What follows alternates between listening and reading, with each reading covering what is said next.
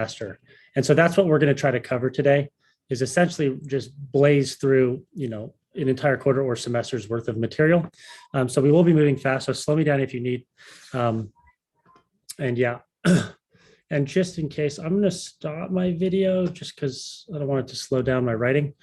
And then let's begin. So does anybody know where metabolism comes from? Does anybody know what word it comes from?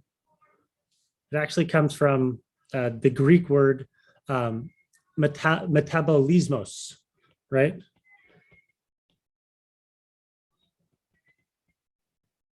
Which is Greek, and it equals to change.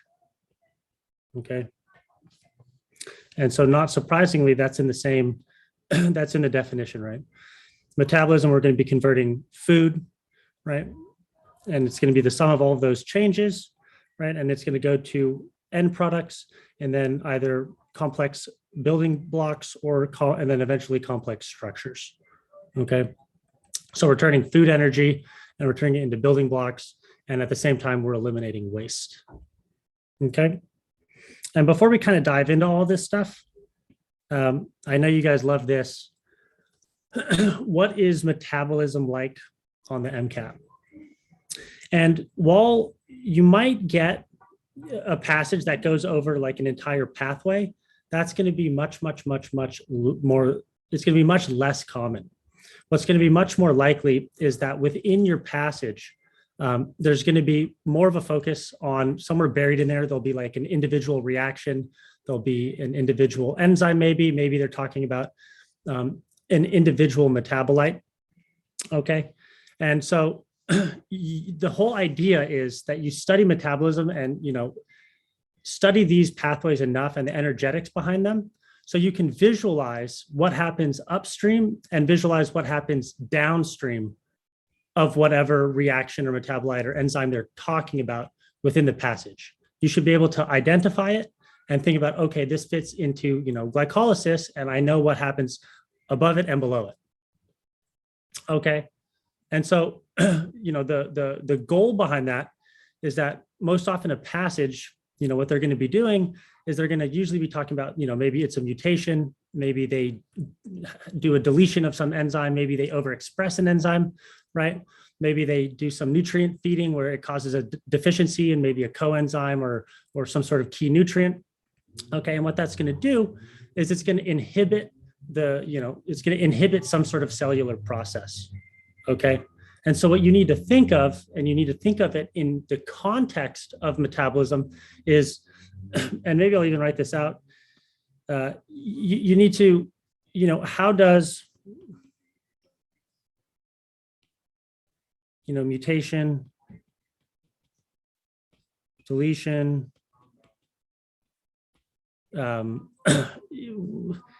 inhibition, right? Deficiency, if I can spell. How is this going to affect the cellular processes? And you need to ask yourself, how does the cell compensate? Or organ, how does the organ compensate? How does the body compensate, right? For this induced dysfunction, okay? And then how, could you, oops, let me finish the sentence.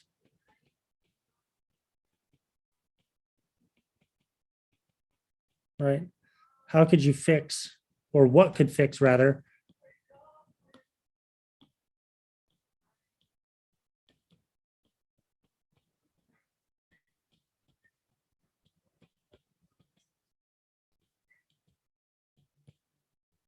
this dysfunction? Okay. And so these are like the very high level questions that you need to ask. Okay. And like, if you really think about it, this is what you're going to be doing as a doctor, right? What's wrong, right? How is the body compensating for the problem at hand? And then how do we fix this problem? Can we introduce a drug that will counteract it? Can we do this? Can we do that? Blah, blah, blah, blah, blah. Okay. And so these are like the super high level things that, we want to think about when we talk about metabolism. Okay. Now, you can break down metabolism, into two things. You have catabolism, right? And this is essentially taking your food, right? And you're breaking it down into waste products. Okay. And in that process, you're generating chemical energy in ATP and reducing equivalents in NADPH. Okay. And you also get these intermediate building blocks.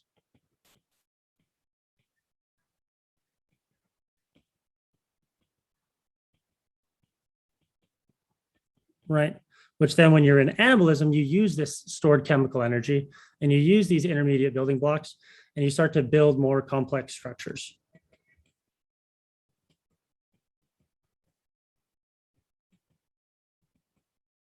Okay.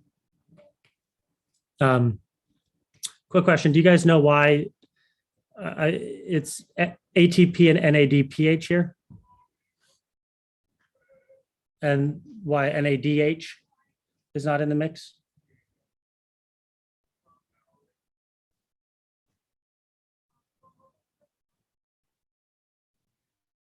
No.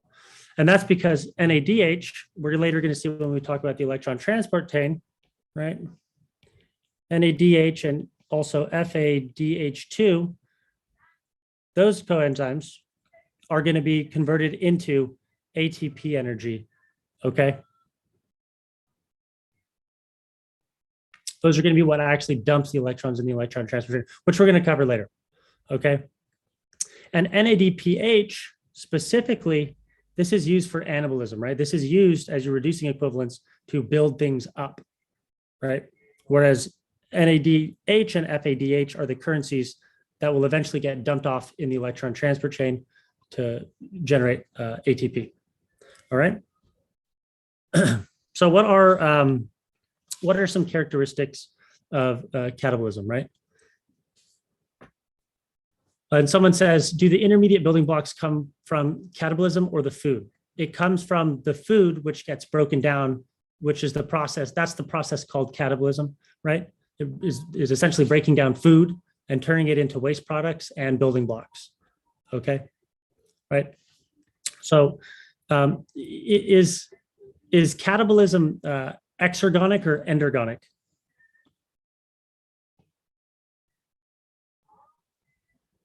Yeah, it's exergonic. So it releases energy. Okay, is it reductive or oxidative?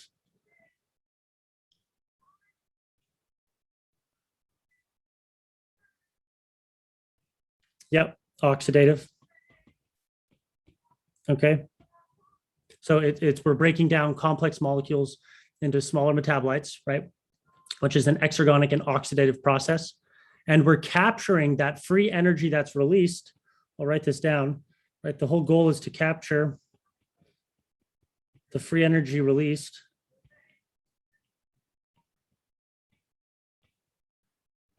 right? The delta G.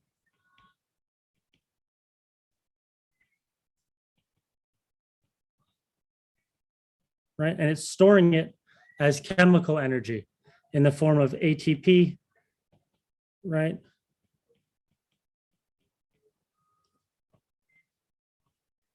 And NADPH, okay? So what happens to, right, if catabolism is highly exergonic, right, and we're storing some of that released energy in the form of ATP, what about all the excess energy that we aren't able to convert into ATP? Where does that go?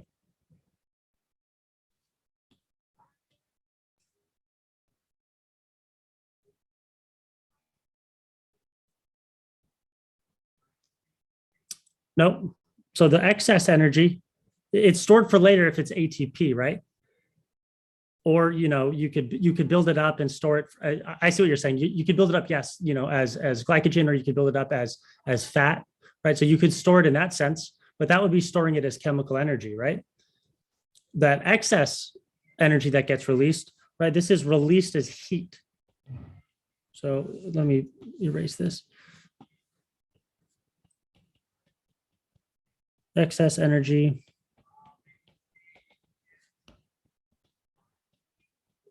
is released as heat, right? That's why your body stays warm. Okay. Keep yourself at the 37 degrees Celsius. Cool. Okay, and then all of this stuff for anabolism, it's just the opposite, right? So it's endergonic.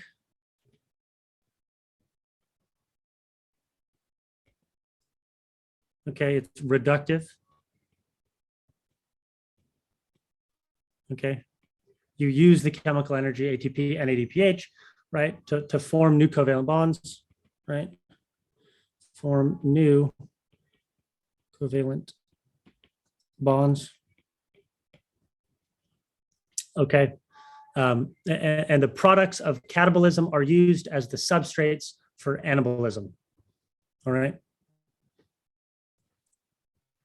And so those are the two classes, right? You can be breaking things down or you can be building them up. Catabolism and anabolism. All right. So here's like a very big overview. And the direction the arrows point, right? We're breaking things down. So this would be an overview of catabolism. Okay. And so how this works is, right, you have food and you break it down. And so what building block, what is the common product of catabolism? Or what is the common like metabolite in your metabolism that everything kind of gets broken down into?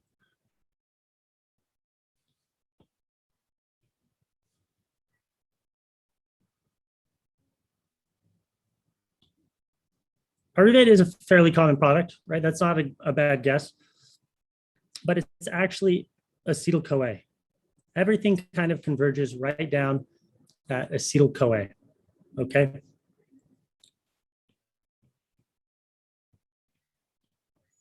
Okay, and then from there, it can enter the citric acid cycle, right? And eventually, go through, oxidative phosphorylation, right? And then you'll arrive at, 3 end products, okay?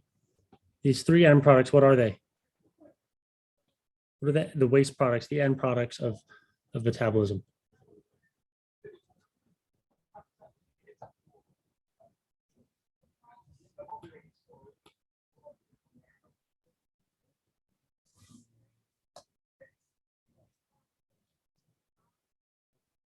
Yep, CO2, right? Once you give off CO2, you're not going to get it back, right? Every time you breathe out, CO2. What else? Right? Remember, you have,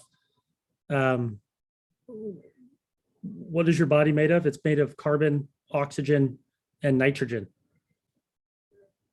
and hydrogen. Okay.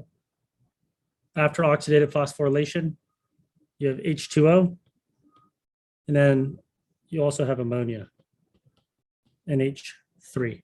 Okay, so these are going to be the waste products that your body gives off. Urea would be a form of NH3, right? Actually, to get rid of this, you have to convert it into urea, then you can, pee it out. But the technical waste product, simplified, would be ammonia. Okay, right? So this goes to urea, and then you pee it out, right? Okay. Cool. Now, we'll go through these really quickly, but what molecule is this? Right? Whenever you look at a metabolic pathway, you always see NAD plus and NADH, which is nicotinamide adenine dinucleotide, right? And it's really easy to not ever look at these two structures and be able to recognize which one is which. And these are the 3 points I always talk about on the MCAT. This one is NAD plus. This one is NADH. How do you tell? You look at the nicotinamide, right? This group, and you look at this location right here. Does it have 1H or 2H?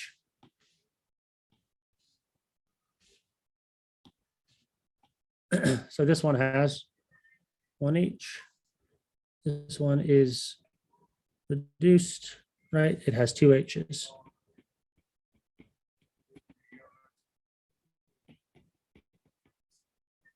right? Going this way and then going this way. Oxidation. Okay. So this should be a review, but it's good to recognize these chemical structures pretty quickly. And so remember that NAD plus, it's an oxidizing agent, and you make the carbon to oxygen double bonds, producing the reduced form NADH. Okay. Similarly, another one that it's good to just see the structure is FAD. So flavin adenine dinucleotide. Okay. And similar thing, if you're looking for which one is the reduced form and which one is the oxidized form, you look right here. You look right here. Oops. Okay, and you can tell. NAD is the oxidizing agent, right? So NAD will get reduced. Oops. NAD will get reduced, therefore it oxidizes what it reduces, right? So it's an oxidizing agent. So someone asked that as a question. Okay. Okay, and FAD, you're going to see this pop up in the Krebs cycle or citric acid cycle, and you're also going to see it pop up in beta oxidation. All right. Another one, this is NADPH. Okay, so it's very similar to NADH. The only difference is this phosphate functional group. Okay.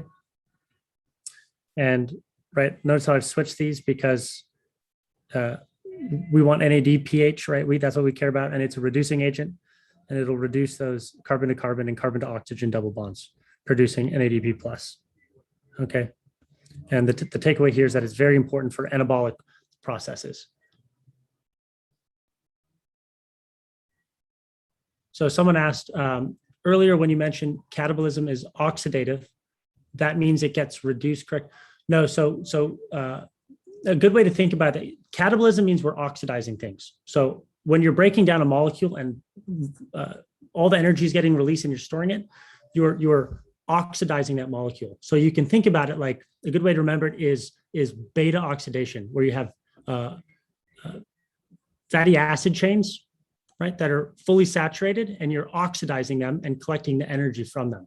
So you're oxidizing the molecules. Okay, sorry about that. Okay, does that make sense?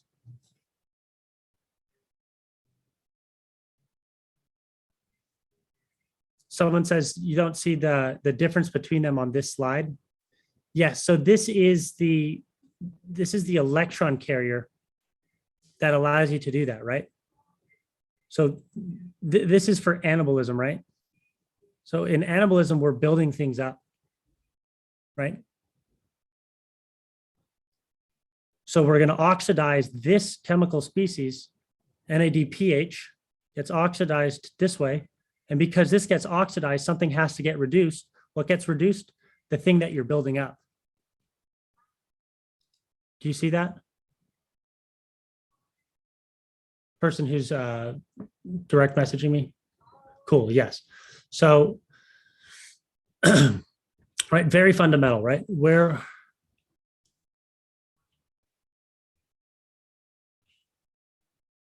Yes, exactly. So we're actually going to go over where the carbon and carbon to oxygen bonds get reduced. And we'll have a really good example of that when we do fatty acid synthesis and beta oxidation, because they're essentially the reverse of each other. And you'll see the reducing and you'll see the oxidizing. You'll see the breakdown, you'll see the buildup. Okay. And so it'll become clear there, but that's not going to be for quite some time. But just this is just so you can, visualize these electron carriers, right? Which is picking up that hydride and dropping it off, okay? Another coenzyme that, it's good to just see the structure and to visualize is coenzyme A, right? So you'll see acetyl-CoA all over the place, and it's really quick. It's easy to dismiss that and be like, to not understand what that molecule actually looks like and its function, right? So if I were to show you the molecule and I were to see what is the active site of coenzyme A, right? What is the quote unquote business end, right? If I were to, circle a bunch of different spots on here, right? And, maybe I labeled this A, right? This is an MCAT question, B, C, D. What would be the active site? What would be the business end of acetyl-CoA? What's actually going to carry everything?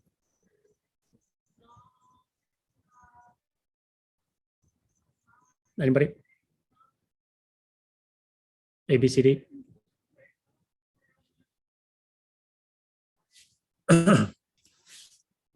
We got a bunch of answers, actually. We got one for A, one for B. Anybody else? Right. The answer is actually here. So this is the business end. It's actually A. It is the thiol group, right? Okay, notice this, right? You can even, this kind of resembles a, if you really think about it, this kind of resembles a cysteine, right? Kind of attached on this long thing. But besides the point, right? This here, if you could imagine, let me erase some of this. You can imagine an acetate, right? It's this sulfur that's going to grab this, move things up, right? Then move them down and bump this off.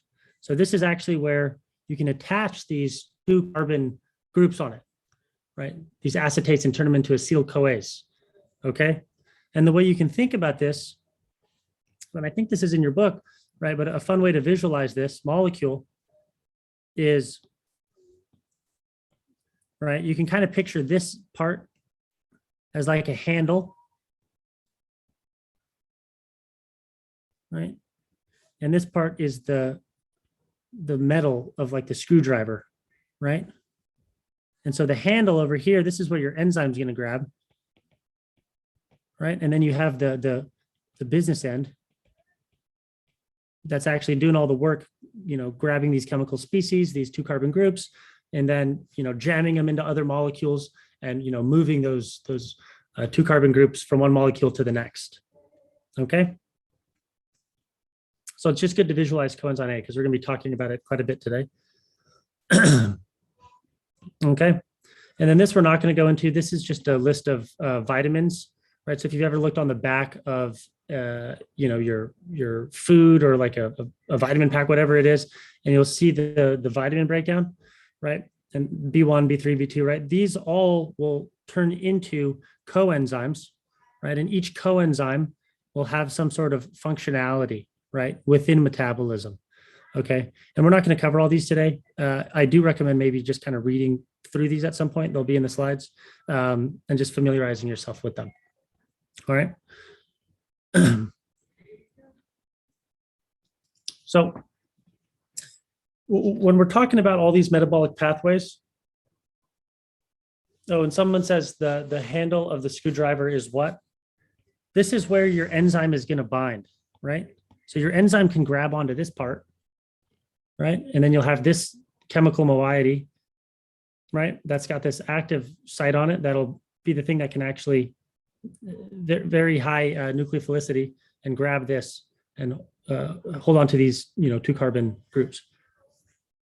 And someone says, but I thought the other side was active. This right here, this is just where the enzyme is going to bind, right? This is the handle, right? The enzyme can attach to here and, you know, rotate it or do whatever it needs to do, right? But this, on this end, the quote unquote business end, right, is where it will actually be able to attach to these 2 carbon groups, right? Okay, coming back here. Yeah, no worries. Where were we? Oh, yes. So when we're talking about metabolic pathways, it's important to realize that in eukaryotic cells, metabolic pathways are often separated via organelles. Okay, so this you know, the thing that we're going to talk about most today is, you know, like the mitochondria, right? There's going to be certain pathways that are isolated within the mitochondria. You know, if we're talking about glycolysis, which is, you know, represented by these arrows here, this is going to happen in the cytosol. And it's important to realize that there's this separation between where different metabolic pathways take place. Okay. And so, you know, this is a huge advantage because, you know, one, you can isolate competing pathways from each other. Okay. And two, you know, you can aggregate a bunch of enzymes that need to be close to each other so you can actually speed up these chemical reactions, right? If they're all next to each other, when the substrate is getting, you know, passed around, then, you know, when it turns into the product, then that product's the substrate of the next enzyme, they'll be within proximity to each other. So you can actually speed up those reactions. Okay. Another example would be like the lysosome, right? which is this organelle that has a lower pH, and it's got a lot of hydrolytic enzymes in it, right? That can do a lot of damage because they're specifically meant to just break down molecules, break down proteins, break down enzymes, right? And so you can imagine if these weren't isolated to the lysosome, you would just start degrading very important structures within your cell, and you'd honestly probably the cell would degrade and die. All right. And so things we're covering today, the center of metabolism, right, is the citric acid cycle and the electron transport chain, which are isolated in the mitochondria, so you can synthesize really high quantities of ATP, which we're going to get into. Okay. And so this is the big picture of metabolism. And you guys are going to ask, what do we need to know from metabolism for your MCAT? And my answer is going to be, you need to know every single thing on here. Unfortunately, you just got to do it. And so you can see here that this is a schematic showing, the main substrates, right? The main pathways, the main products of the pathways, and how they interact with each other, right? Whether that be in a different tissue, or, the liver, which is the main organ that does a lot of specific metabolic processes like, gluconeogenesis, blah, blah, blah, glycogen metabolism. So, at the end of your studies, you should really have an incredibly strong grasp of all of these, right? And you should be able to, know intermediates in these cycles and the big outputs of them and how they interact with each other and how they're compartmentalized, okay?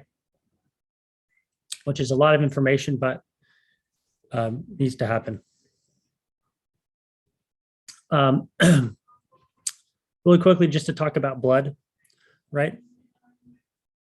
So, if you have, like, maybe we're talking about muscle cells over here, right? And you end up getting a lot of lactate. Maybe you're working out, and you're doing lactic acid production, right? You have to, and to build the lactate back up, you have to, move it to the liver, right? And so to get lactate from point A to point B being the liver, it's going to need to travel through the blood, right? So the blood will be able to allow metabolites to move between tissues. All right. And someone says, is this diagram enough detail or more detail? Well, this diagram is the overview of everything you need to know. But, when we talk about, the Krebs cycle in a second, there's going to be like 8 different steps in the Krebs cycle, and you should know all those too. We've already talked about glycolysis. There's 10 steps in glycolysis. You need to know those too, right? We're going to talk about fatty acid synthesis. What are the main reactions in that? You need to know those too. So there's a lot of information. And the trick to this, what I recommend is just draw. Draw things out. Practice questions are going to get you to think about these and then think about them again and think about them again. So that's something to do. Okay. Now, switching into carbohydrate metabolism. Oh, someone says, why is there a distinction between tissue and liver cells? So do you guys, like the liver, for example, right? This is where your body does gluconeogenesis, right? So this is where your body will actually, more than other cells, build up and store sugar as glycogen, right? It's also the thing, so you'll take lactate, bring it into the liver, it'll undergo gluconeogenesis, you'll end up getting glycogen, right? So certain different organs have different functions that'll have more or less of certain metabolic enzymes for different metabolic pathways, right?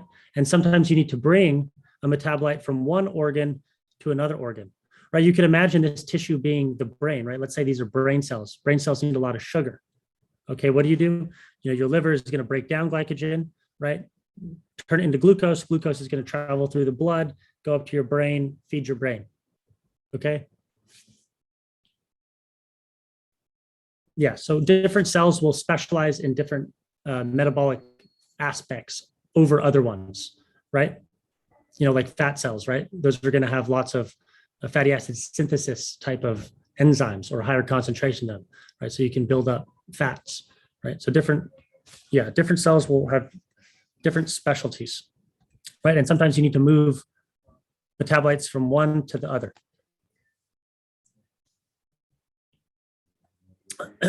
Okay. All right, so we've already covered this. This is a big overview of glycolysis. But as a quick review, right, what are the main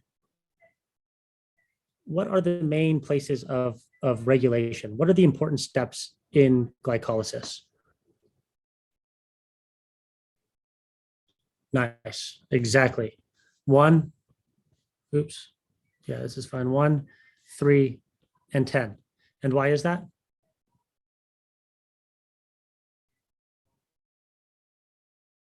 Right? Yeah, you could say that it's non-reversible, right? You're using ATP. Either here you're burning ATP, here you're actually creating ATP, right? But anyway, there's a very high negative delta G for all of these steps, and they're all heavily regulated.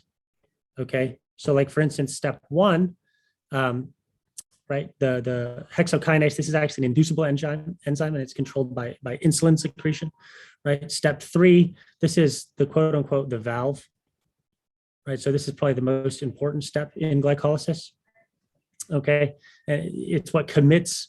It commits you to metabolizing glucose. Okay, and so it's like it's inhibited by ATP. It's inhibited by citrate. Okay, step 10, similar, right? This commits. I mean, this is regulated by ATP and acetyl-CoA. It's also regulated by alanine. Okay, so I want you to just keep these in your head, right? Step 1, step 3, step 10. Those are the important ones for glycolysis. And again, we get a net 2 pyruvates, 2 NADHs, and 2 ATPs out of it, right? We talked about this last time too, glycogen metabolism. Okay, the big takeaway on this slide is glucose 6-phosphate can go one of many different directions. It can do for glycogen production, it can go down for the pentose phosphate pathway, or it can go down glycolysis. Okay. Okay, but what we haven't covered is gluconeogenesis. So what is gluconeogenesis?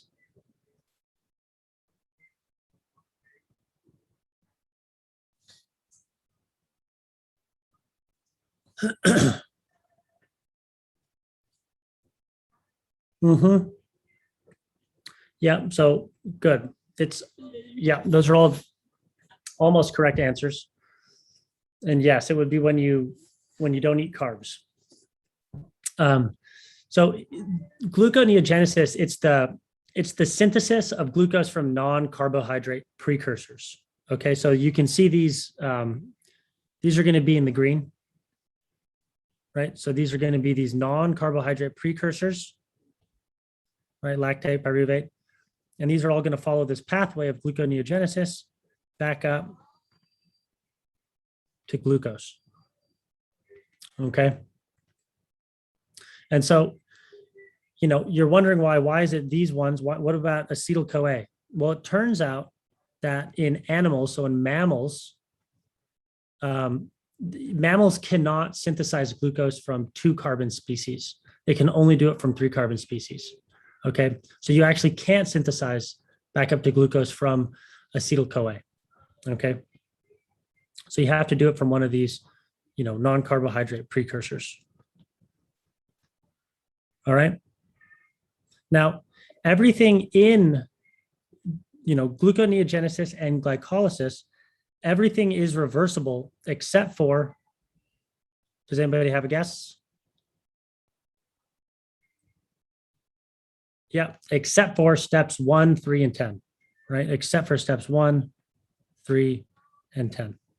Okay, so to get past those, right, if you're going from pyruvate, you have to use this enzyme called pyruvate carboxylase, okay, which is actually it's a biotin carrying, it's got a biotin coenzyme, right? Because it actually requires CO2, right? Because this is a 3-carbon, oxaloacetate is a 4-carbon.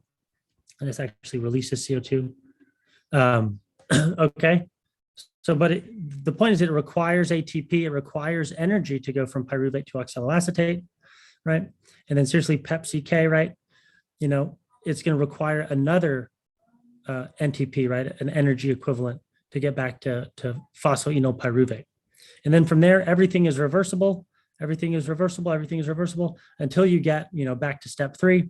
And you need to bypass that with fructose 1,6-bisphosphate and then step 1, glucose 6-phosphatase. And someone says, will you repeat regarding 3 carbon species? Yes. So pyruvate, right? And this is something that you should be able to visualize, right? Is what species, how many carbons are in them, right? What's the carbon skeleton of these? Okay. And so pyruvate, right? That's got a 3 carbon skeleton. But oxaloacetate, that has a 4 carbon skeleton, right? So you're going to need to put a CO2 on it, or sorry, not a CO2, you're going to need to put a carbon on it. And so CO2, which gets carried by the coenzyme biotin, right, is going to need to be smashed into pyruvate and added to it. And that's going to require ATP, okay, to do that. It's going to require some energy, okay?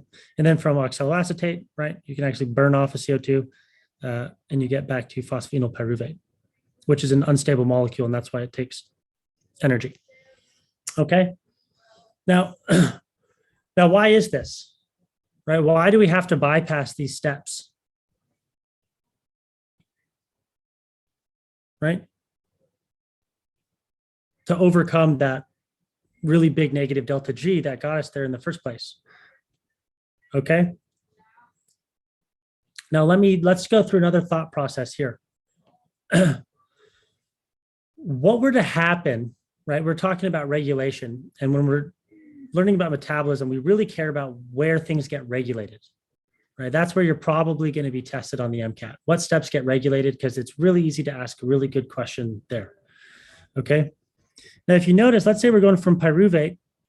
Well, let's say we have phosphoenolpyruvate. We go down to pyruvate. We make some ATP, right? What's stopping us from just going back this way, right? And just doing this cycle all over again, right? Everything here, right, has a negative delta G. These are all favorable reactions, right?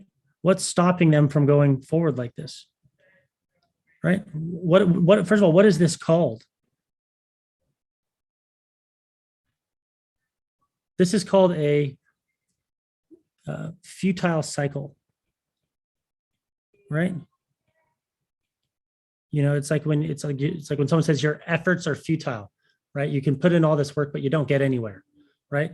If the body was left allowed to keep all these enzymes active and all these metabolites just doing this cyclic pattern, you're just going to be burning ATP and not getting anywhere, right?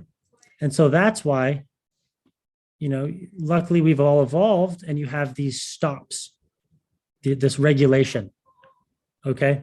Right, so pyruvate kinase, which is this enzyme right here, PK, right? This is regulated by ATP. So when we have high ATP, it doesn't allow this to happen, okay? And that way the reaction can proceed in this direction, okay?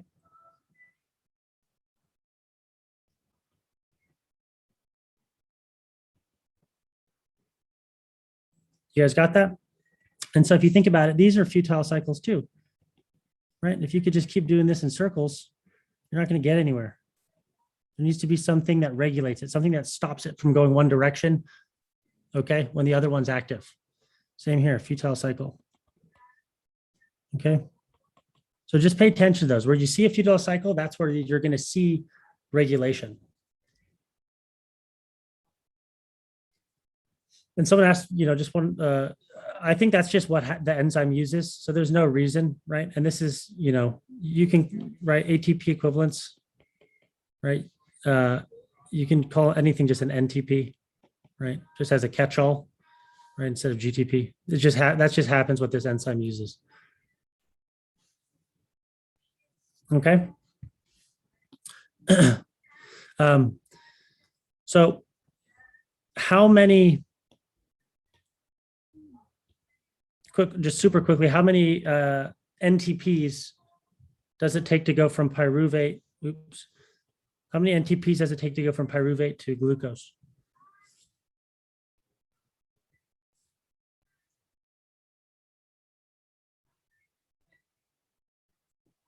Yep, exactly. 6, right? So you have 1, 2, and then you have to do it twice. 3, 4, and then 5, 6. Okay.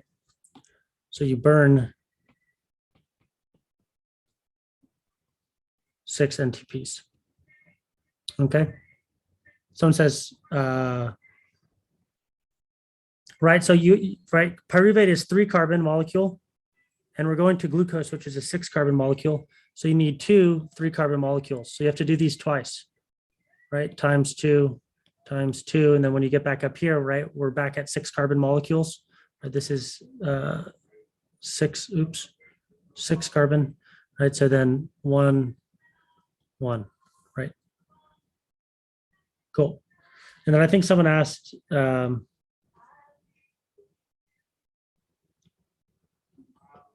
then would the whole process be done 2x? Just up until you have a 6-carbon, right? So think about it. This is all 6 carbons. These are all 3 carbons, right? So that makes sense?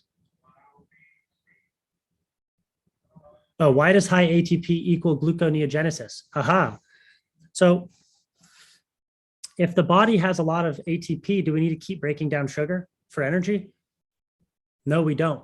Okay. And it just so happens that this enzyme right here, which we're going to call, here's the enzyme little cloud, right? Pyruvate kinase, ATP actually can bind on pyruvate kinase allosterically and deactivate it, right? It'll change the shape of this protein so much that it won't be able to carry out this reaction. Okay. And someone says, what is NTP? Right, a nucleotide triphosphate, right? So NTPs are ATP, right? GTP, TTP, and CTP. That's what an NTP is. Someone asked that. Excuse me. Okay. Does this all make sense? Does anybody have any questions on gluconeogenesis?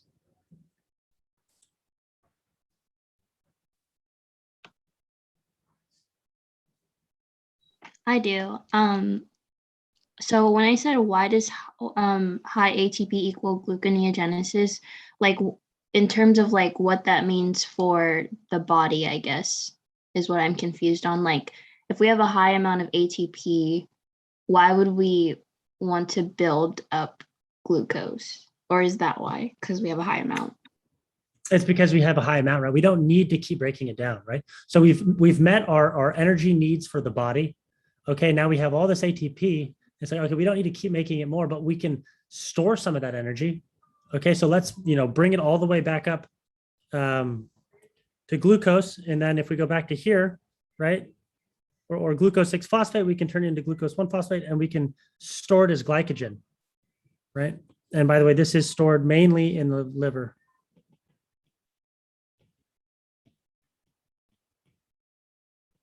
Right? So the liver can store it and break it down. I hope that answers your question, right? It's your body saying, hey, we don't need any more energy. Let's turn things around and store it for when we do need energy, right? Similarly, you can do fatty acid synthesis, right? You can turn that on and start building out, your adipose cells, your fat cells. Does that make sense? Cool. All right. Let's move into the pyruvate dehydrogenase complex in the Krebs cycle. Okay. So, right, we've just done glycolysis, right? Now we have pyruvate. And again, glycolysis is in the cytoplasm, right? So the first thing that we have to do is we have to bring pyruvate into the mitochondrial matrix, right? We have to pass those double mitochondria membranes, okay? And once that happens, then pyruvate can be subject to the pyruvate dehydrogenase complex. Okay. And do you guys know why it's a complex?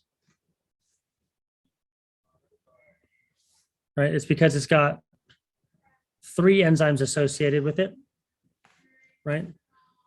So it's got enzyme 1, right? And which carries, each individual components of this reaction, this overall reaction of pyruvate to acetyl-CoA. Okay, it's got 3 enzymes. Let me write this clearly. Sorry. Right, so the complex, right, it's composed of the first enzyme, which is going to do the decarboxylation reaction.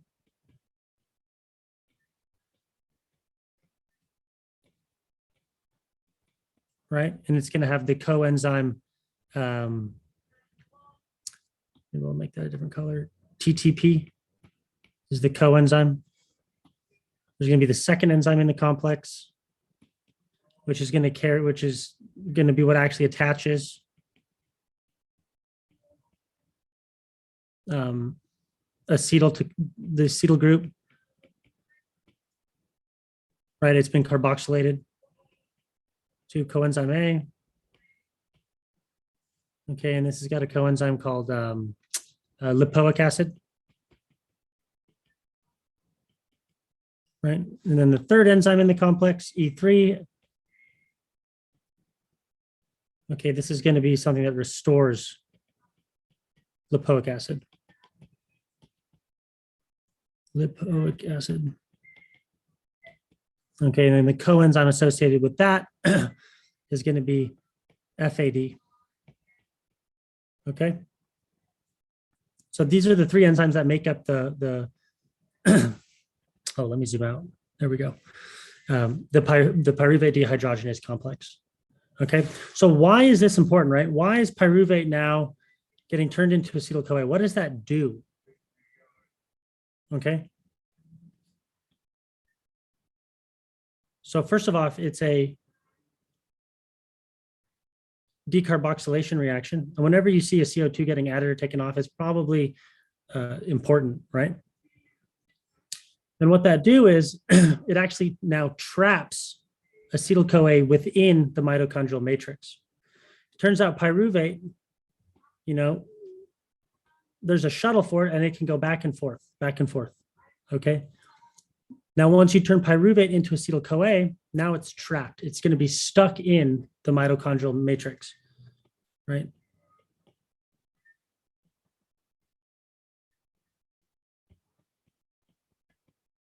Which means that now it can proceed into the citric acid cycle. Okay. And so because the pyruvate dehydrogenase complex, because it's a major gateway into the citric acid cycle and therefore into oxidative phosphorylation, right? And because it's got this complex of 3 enzymes that all have these unique coenzymes associated with it, it's actually a really easy place to write really good MCAT questions. So it's something to know, and it's another good point of regulation. Okay, so you could probably guess, but what are things that are going to regulate it?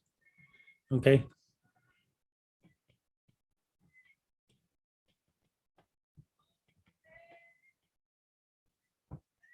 Right. So high ATP,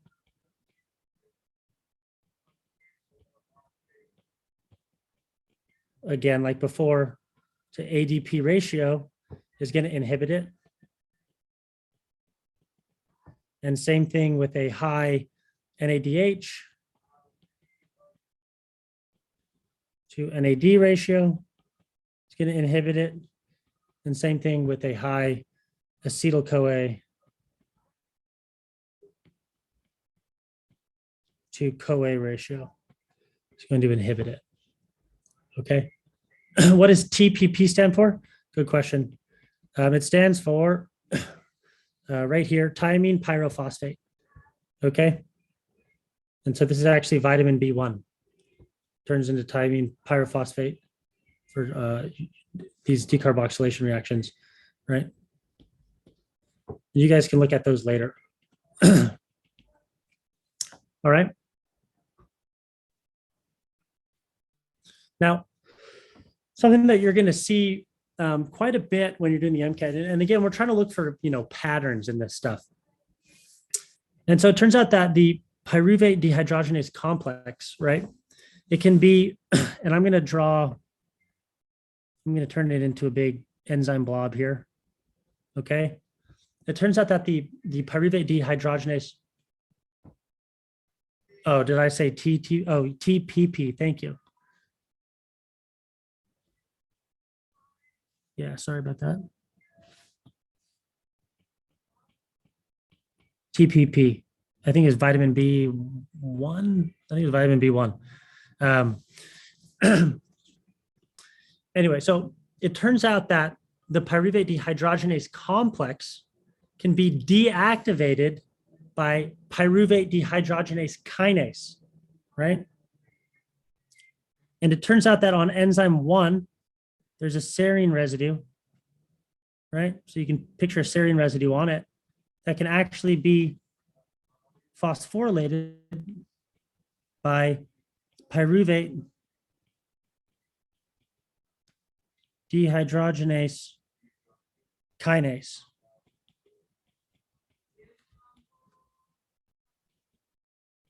PDK. Okay. Oh, and someone asked a question. High levels of ATP inhibit it. Okay. High ATP to ADP ratio. So when there's more ATP to ADP, it's going to be inhibited. When there's more NADH to NAD, it's going to be inhibited. When there's more acetyl-CoA to CoA, it's going to be inhibited. Yeah.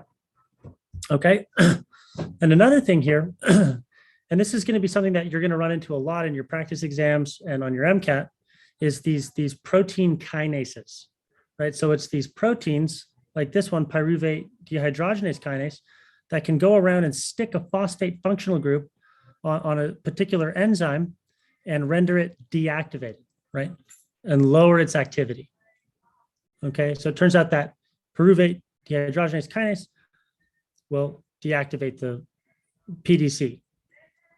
Okay, and then the opposite, there's another enzyme called pyruvate phosphatase, or pyruvate,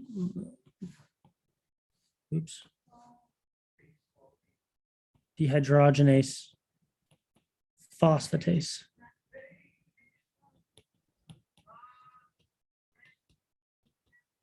BDP, right? And this will do the opposite. This will remove phosphate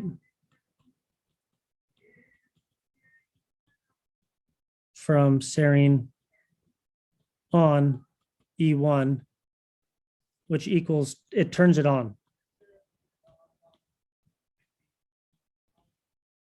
So it turns on the pyruvate dehydrogenase complex. Okay, and I'm saying these things, right, because these are going to be very common.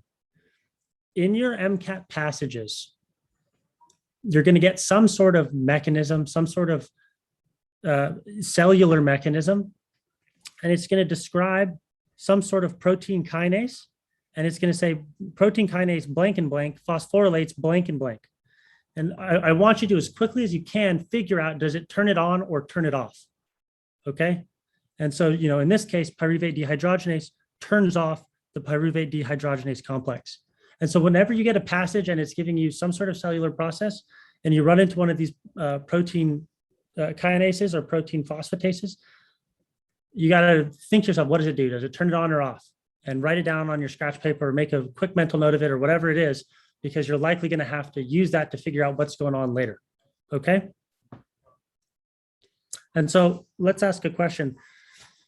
During, let's say that your body was, let's say your body was starving.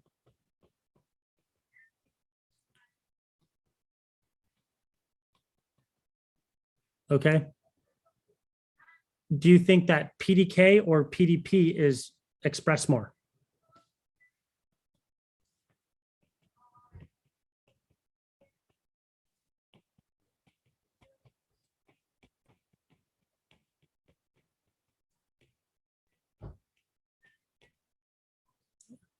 Hope you guys can read that.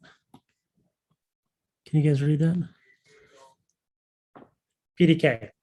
Exactly. PDK is going to be expressed more. PDK is going to be phosphorylating the pyruvate dehydrogenase complex. It's going to be sticking on this phosphate group. This is going to turn off, right?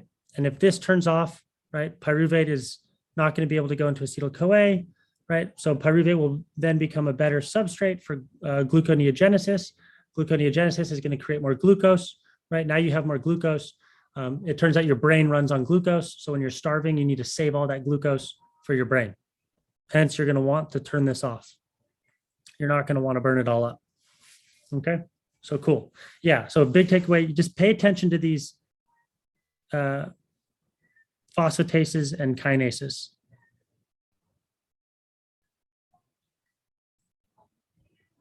Yes, but someone, I think so, I think so. Check that enzyme. I don't want to tell you and mess that one up. But kinases are definitely transferases, and phosphatases, I think so, but I could be wrong. Right? But kinase is probably the easiest one to remember as a transferase. 3 points on your MCAT. Okay. Cool. All right, let's I know there's a lot of stuff on the slide. Does everybody have that?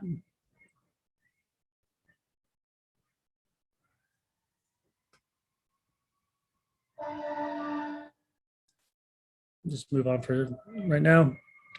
Okay. So now we've just gone through here, right? This is the last reaction we just did.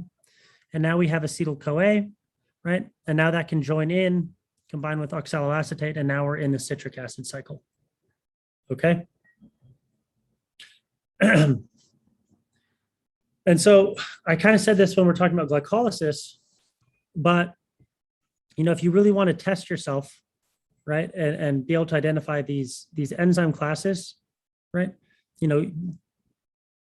figure out which ones in the glycolysis correspond to which enzyme class, and similarly you can do that for the citric acid cycle. And if you can do both, you're going to be more than an expert and more than ready, right? And then you can use this. You can just, I guess, treat this as like an answer key, and use them to identify.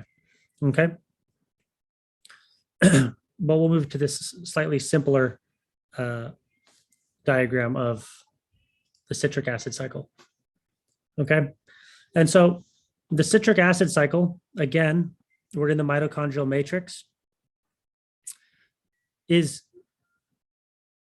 the cycle that turns oxaloacetate and acetyl-CoA into citrate, right? And then it'll proceed in a cyclic fashion, and you'll end up back with oxaloacetate. And then you'll need a new acetyl-CoA to combine and get a citrate, okay? And in the process of this, right, what are we generating?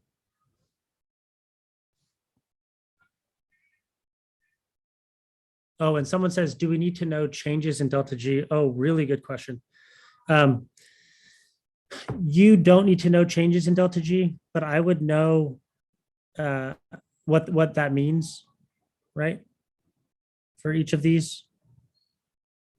And as a kind of a general rule of thumb, it's not always the case, but the ones with, like I was saying earlier, a really big delta G, it's going to be probably a spot of regulation. Okay.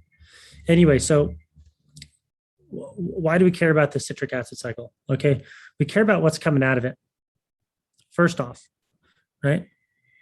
So the citric acid cycle is where we're generating all of these electron carriers. We're getting a bunch of NADH, right? We're getting 3 NADHs to be exact.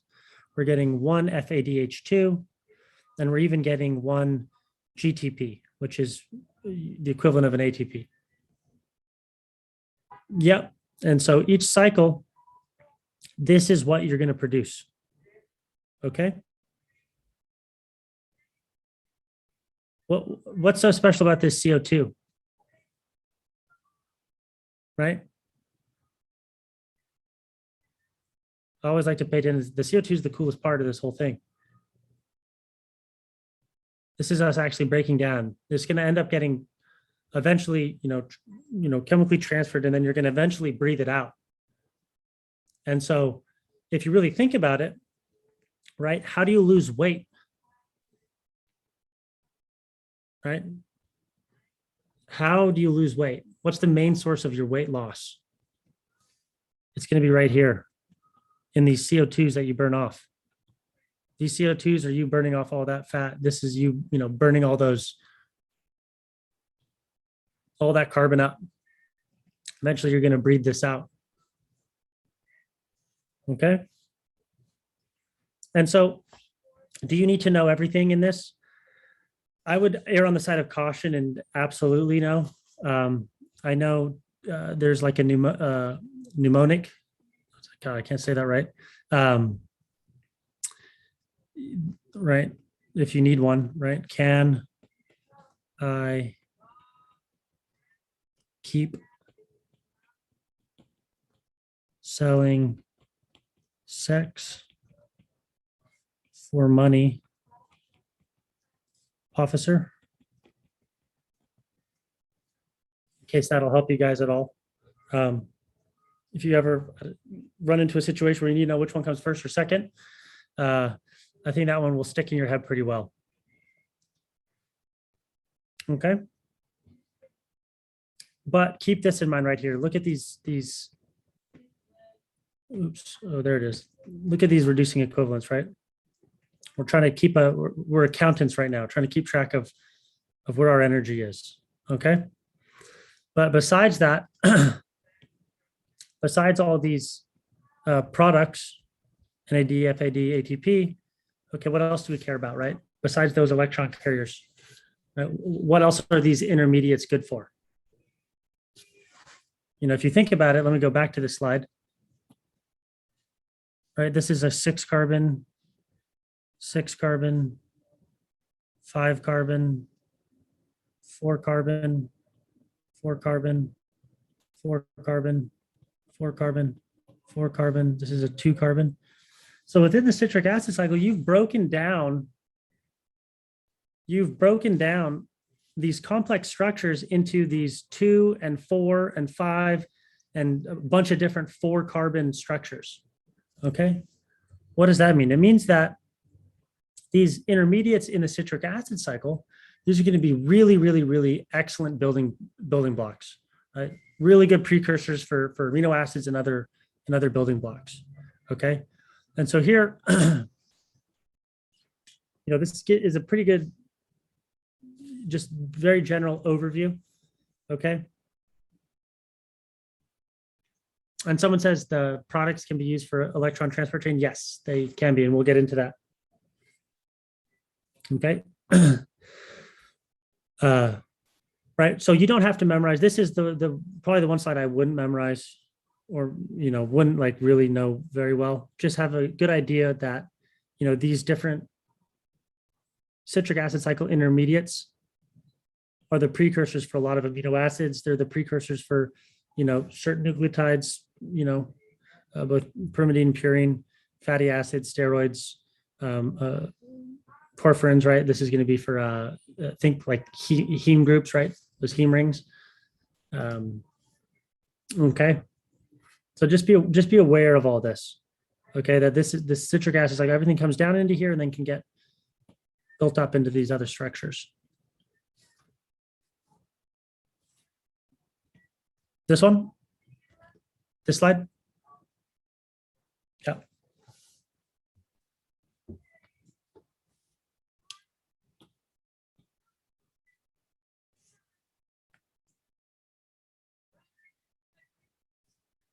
Cool. Okay, so we are going to do this question, but I think we're going to save it for the end, just because it's going to take a long time, and there's 4 questions associated with it.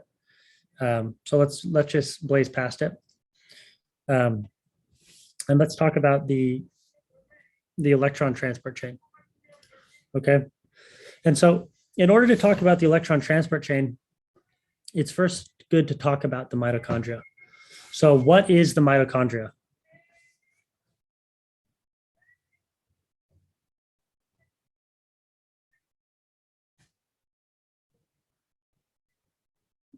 No one?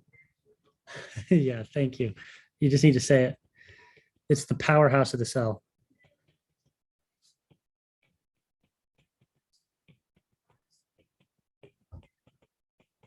Okay. And so it's got a lot of the structure of the mitochondria is it's incredibly important, right? And there's lots of nuances that allow it to be the powerhouse. Okay. First of all, there's this double membrane. And when we talk about the electron transport chain, this is going to be incredibly important to keep a proton gradient in between the inner membrane and the matrix. Okay. The outer membrane, right? This actually has lots of porine protein channels. So you can, which allows you to get a lot of metabolites into the mitochondria, okay, including enzymes. And all these porins are, they're big. So you can even transfer things. I think it's up to like 10,000 Daltons. You can get molecules in there. For reference, the peptide insulin is 5,000 Daltons. So you get something twice the size as insulin through these porins and into the inner mitochondrial matrix. Okay. The inner membrane has no cholesterol. Okay, and has even an even more extremely high amount of proteins. I think it's 80% protein. Okay, what does that do? Any guesses? No cholesterol and a lot of proteins.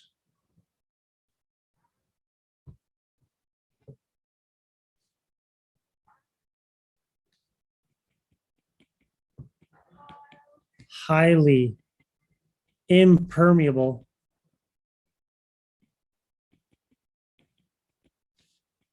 to ions, right? Those ions aren't getting through. You got to somehow maintain that charge difference between the membrane space and the matrix. You don't want ions to leak through. Okay, you're going to have these cristae, which are just going to increase the surface area. So you can insert a lot of electron transport chains in them. Okay, mitochondria, interesting fact, they have their own DNA. Okay, which makes it, it's really good for evolutionary studies, right? It's got its own DNA that, doesn't undergo, it has a lack of recombination. And it's also got a high copy number. And you guys probably know this, but mitochondrial DNA, it's only from your mother, right? So you inherit it from your mother. Okay. So with that said, how do you, if you wanted to do, if any of you guys are crazy biotechnologists or genetic engineers, that's one way you can actually create an offspring with 3 different sets of DNA, right? You can get one from mom, one from dad, and then if you do it right, you can actually insert mitochondrial DNA, and they can have mitochondrial DNA from a different organism. Fun fact. Okay. So these are kind of the key characteristics of the mitochondria, okay, which allows us to now talk about, yes, it lacks recombination, right? So your chromosomes, they'll undergo recombination all the time, right?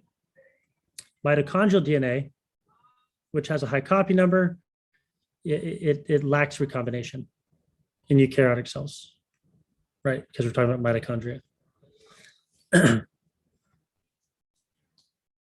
Right? It does actually have a higher mutation rate, which I feel like I learned when I originally learned it, I learned it didn't have a higher mutation rate. But I don't know, I was reading some technical papers and it turns out it does have a higher mutation rate. And that's actually why you can get really good evolutionary studies. Okay. Okay, let's talk about the electron transport chain. Okay. So the electron transport chain it's called a chain, right? And it's always visualized as kind of, this chain. But it turns out that these are just inserted all over the place within that inner mitochondrial membrane. Okay. And they'll just be in proximity to each other to allow the electrons to be transported down the chain. Okay. But it's made up of these 4 enzyme complexes, right? 1, 2, 3, and 4. Okay. And they contain, several different cofactors. And so these are going to be what facilitates, those series of redox reactions that pass electrons to the final electron acceptor, which is O2, oxygen. All right. Does anybody recognize this? Have we talked about this today yet?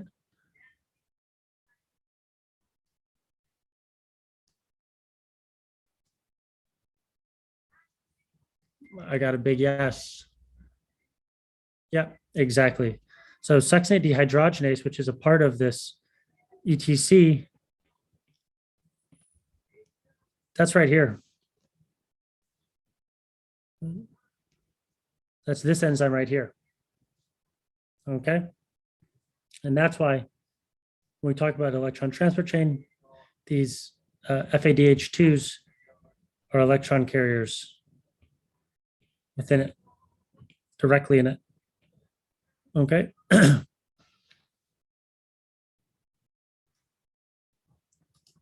So this is how it works, right? You'll have your NADH and it'll drop off. I can draw this out. Your electrons, which will pass through these complexes, to these coenzymes, UQ and COX, which stands for, coenzyme Q, Q10, ubiquinone, right? And cytochrome C. Okay, I always like to show the structure just so you can visualize them a little better, right? So these are going to be those coenzymes that are going through these redox reactions in the electron transport chain, okay?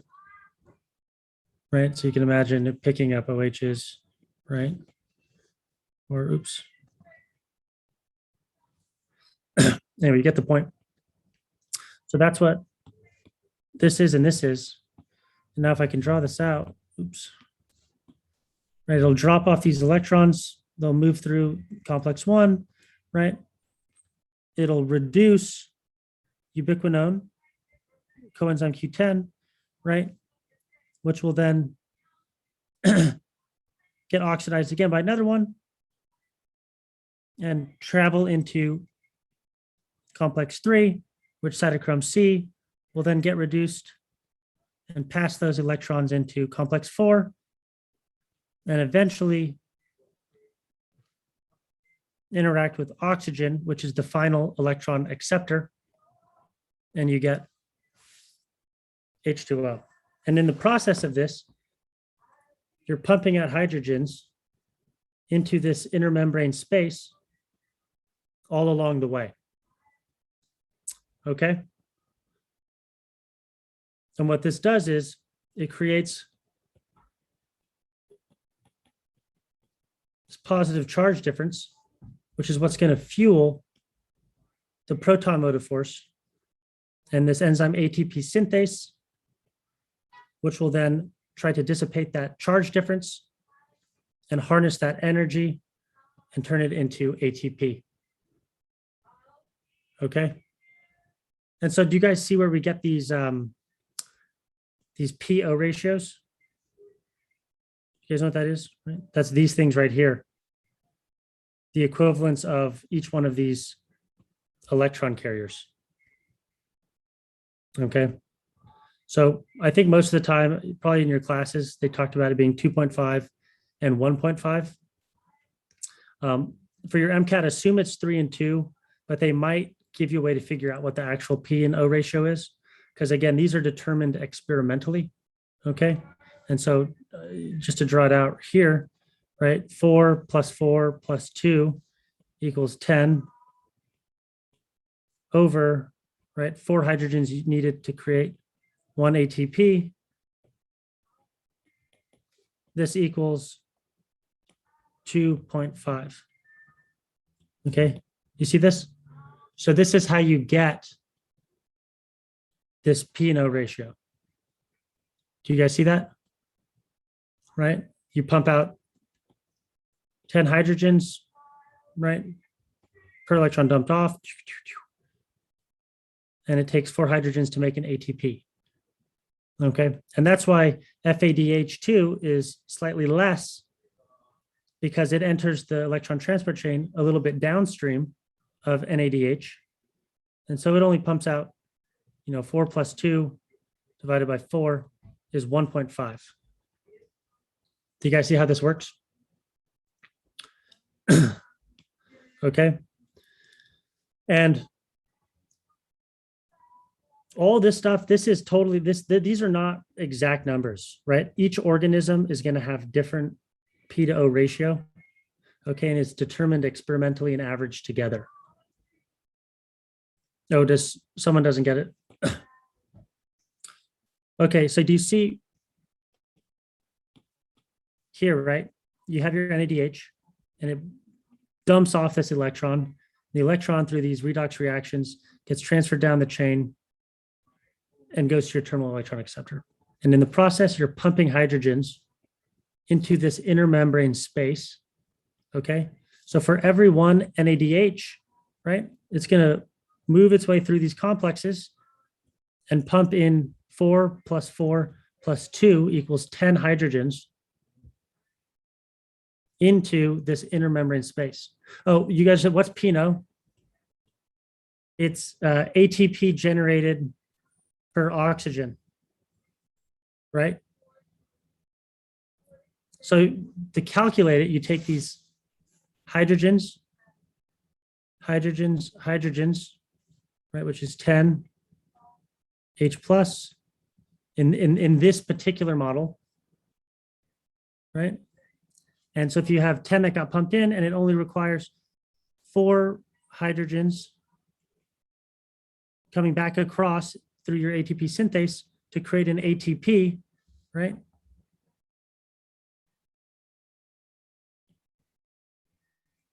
Right? That means that this NADH will give you an equivalent of 2.5 ATPs.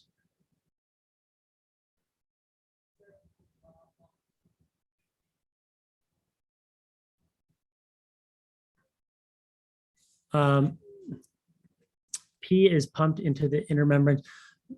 No, P is not pumped. The P to O ratio is just talking about the ATPs generated per oxygen, right?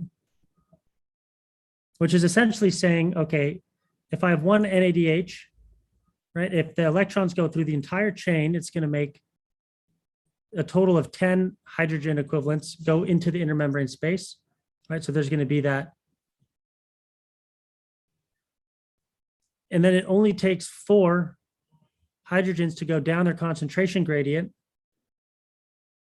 via the ATP synthase to create 1 ATP, right? And so depending on this number, right, to create 1 ATP, and these numbers for how many hydrogens actually get pumped into the inner membrane space per enzyme complex, you're going to get this thing that they call the P to O ratio. Okay. And what I'm telling you is the P to O ratio differs experimentally because different organisms will pump these things in at different rates and pump them back in at different rates. And for the MCAT, you can assume that it's 3 and 2. For one FADH2 is 2 and one NADH is 3. In your textbook, it'll probably say 2.5 and 1.5. But to get an actual number, if you were an actual researcher, you would have to calculate this yourself by doing experiments. And you'll get your, for whatever organism you see. Yeah, of course, of course. Good, I mean, good questions, right? Okay. Does anybody have any questions on the electron transport chain?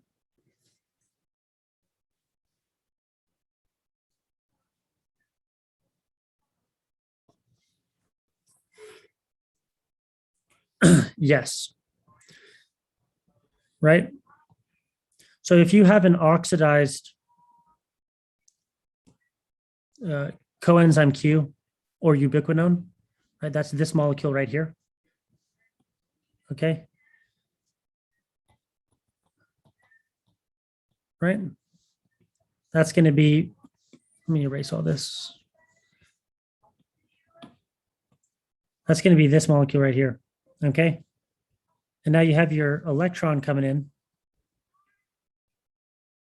That'll actually reduce this molecule. So now you have UQ reduced, right? So this thing will now attach to a hydrogen, right? These electrons will leave. You don't need to know this, right? And another hydrogen, right? So now you have the reduced form of this molecule. It'll now be reduced.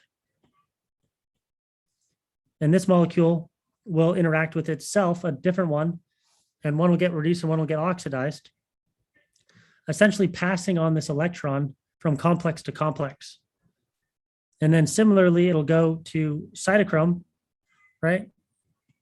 This thing in its oxidized state. And then when the electron hits it, it'll become reduced. And then complex 4 will oxidize it again. And in the process, the electron will come here. And then it'll hit oxygen, which is the terminal electron acceptor. Okay, and then you'll create water. Okay, and so that's why they call it the electron transport chain. It's just this redox reactions that are just shuffling electrons around. And then it'll finally end up oxygen going to H2O. Okay. Awesome. Okay, so now let's talk about what happens when what happens when we inhibit the electron transport chain. Okay, and this is very high yield on the MCAT. And so it says UQ red is all reduced, is also oxidized by EZ2. Yes, exactly. Right. So this thing will reduce, right? So your FADs will come in through succinate dehydrogenase and it'll get reduced, right? And it creates these ubiquinone pools, right? So you can just imagine a bunch of these molecules just kind of floating around, getting oxidized and reduced, right? And eventually these electrons are going to get passed off down these complexes in over here. So yes. Oops, where was I? Yeah. Okay, so electron transport chain inhibition. Okay, I just listed a few drugs, and there's a lot of different drugs out there that can inhibit your electron transport chain. And this is actually a very hot topic passage. It's the very common passage topic for your MCAT is what happens when the electron transport chain is messed up, right? Maybe it's a drug, maybe it's something else, but something's going to come in and mess up this electron transport chain, right? And so you kind of have to think of, what does that do?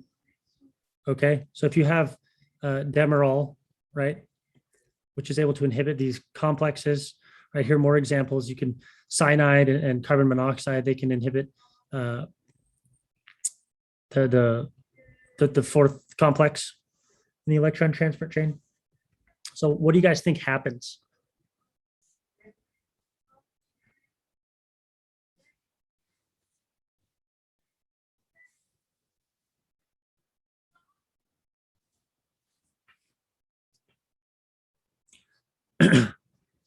Yep.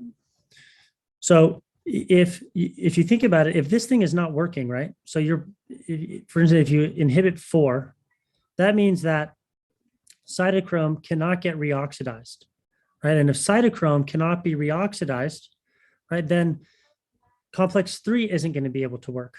Okay. And now if complex 3 isn't going to be able to work, then ubiquinone is not going to be able to get reoxidized. And it's just going to go down the chain. And so what you're going to end up happening is you're going to get this electron buildup where electrons just can't go anywhere, right? You got a bunch of electrons and they're all stuck. They can't go down to this terminal electron acceptor, oxygen. Okay. So what happens is you stop pumping, right, hydrogens into the space, and everything backs up and freezes, and your oxidative metabolism stops. And this can actually kill you rather quickly. Okay. Right. Because imagine if NADHs can't drop any more electrons off, you're not going to be able to replenish NAD plus, right? So now your body's starving for NAD plus, and all your cellular process are going to very quickly come to an end, and you're going to die. All right. So if you inhibit it here, here, or here, everything's just going to get backed up, and everything very quickly will stop. Okay. Does that make sense?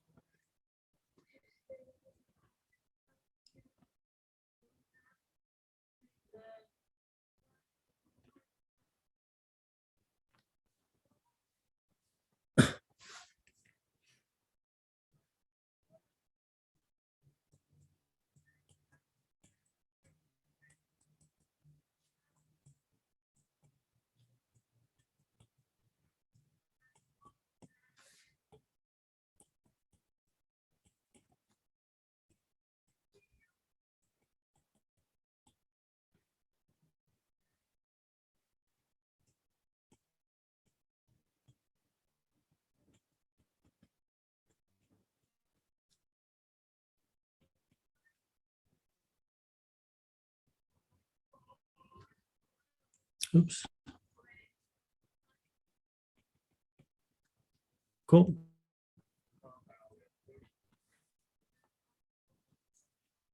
You get it? So anything that can inhibit the electron transfer chain is very, very dangerous. Let's see if we can ask another question. What do you think is more, you think cyanide or carbon monoxide is more potent? So if any part of the ETC is inhibited, is the major effect we die? It could kill you quickly, yes, right? But the major effect from a mechanism standpoint is these electrons are going to stop. They're not going to be able to be, all these intermediates, right? These redox reactions are not going to be able to proceed. And so you're going to get this backup of electrons. So everything is going to stop. So no more hydrogens are going to be able to get pumped. NADs aren't going to be able to go back to NAD pluses, which means that you have a shortage of NAD plus for all your other cellular mechanisms, and so on and so forth, right? So it's going to cause massive problems, okay? Your breathing is going to become exasperated. Actually, now that you brought it up, these electrons who are going to get stuck right here, they're going to need a place to go. So they might jump on to, oops, they might actually jump ship and go directly onto an oxygen, right? Which will create these radical oxygen species. This is a word that you should probably keep in your mind, right? So O2 goes to O2 radical, okay? So if you inhibit this ETC, right, this is another problem that can arise. You start to get this very reactive oxygen species, okay? And this will go and cause massive cell damage, DNA damage. This could be a cause of cancer. This is very bad, right? You need antioxidants to come take this out. Yeah, and the proton gradient would be depleted as well. Exactly. Right, hydrogens aren't going to be in here anymore. No more hydrogen.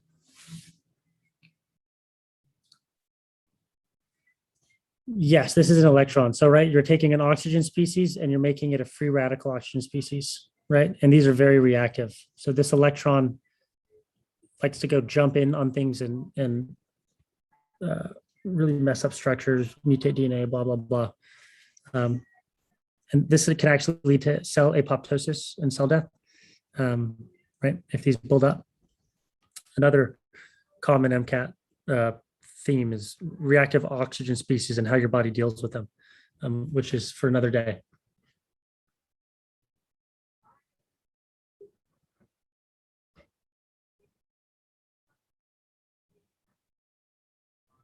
And then Alap says, can we explain how the proton motive gradient is maintained? Yes, exactly. So let's go back to here. Right? So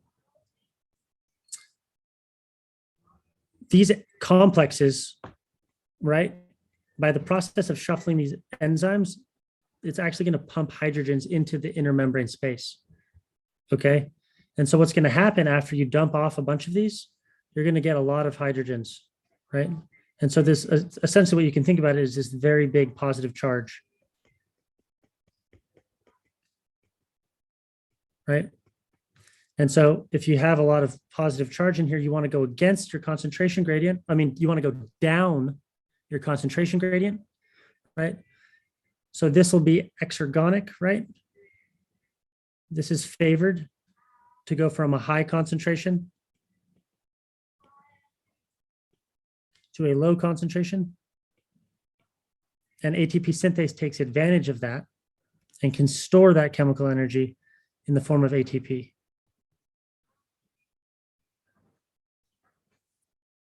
Okay, so it's maintained by dumping off all these electrons.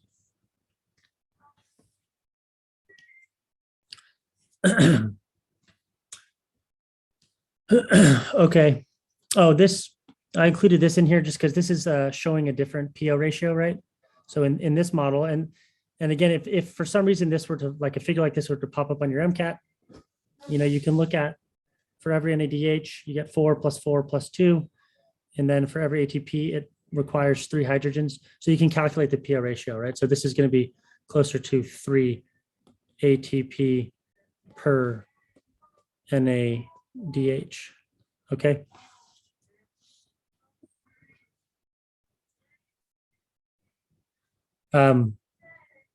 Right.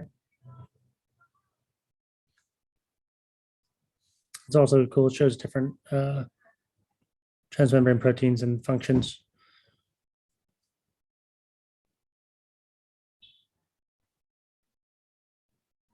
Oh, this one right here. Yeah. Right. ATP for ADP. Okay, cool. Actually, let's do this question. Let's do this question really quickly.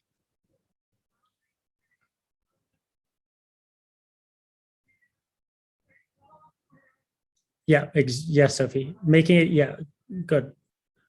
Right. Making ATP, right? There's this big release of energy. You can draw it on here, right? This is very exergonic, and you can capture this strong negative delta G, right? And store it as ATP, right? Because ADP to ATP is got a positive delta G, right? And so you can couple this negative delta G to this positive delta G, and you can store it in ATP.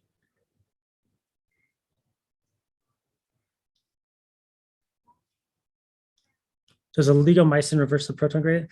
I actually forget which oligomycin does specifically. And again, you should look it up. And there's lots of different inhibitors of ATP synthase. Now that you bring that up a lot, that's a really good point. I think I've come across this is an MCAT passage where it talked about, and I don't think it was oligomycin. I forget what it was, but essentially there's an experiment where they took ATPase and they inserted it in the membrane, but backwards. So protons were getting pumped the other way. And your job was to figure out what that does. Yeah. And so, I would go look up. I think this would be worth all of your times. We don't have enough time, but like, just look up ATPase inhibitors. And then I think look up ATP ACE reversed. I think this has come up, right? And maybe you don't want to spoil it. I think it might even be a practice exam. So maybe you don't want to spoil it for yourself and try to figure it out when you run into it. So I think you're going to end up reviewing that anyway. But these are the kind of things that they can do, right? They can give you something that you're familiar with and then cause some sort of dysfunction. And you have to figure out how that's going to affect metabolism upstream and downstream. Okay. So speaking of which, let's do this quick passage. And we'll give you 5 minutes. Then we can go over it.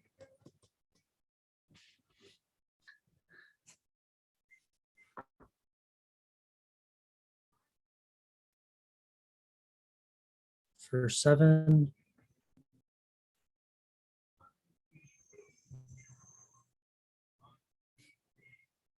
Got some of these. Got some of these. Cool. Okay, so let's go over this. Let's go over 7 at least. What's the mechanism of UCPI? What's going on? What complex does it interfere with? If any at all, right? Yep, it makes a passive proton channel.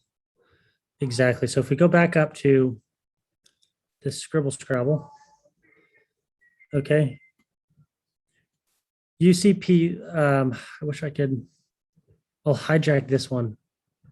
Hold on one sec, let me turn this white. Let's erase this.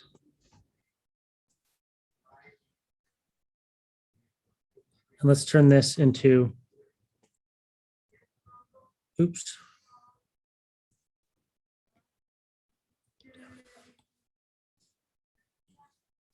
Let's turn this into UCP1.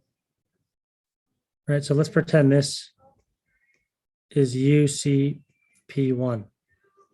What it's doing is it's allowing these protons to move back down the concentration gradient without generating any ATP.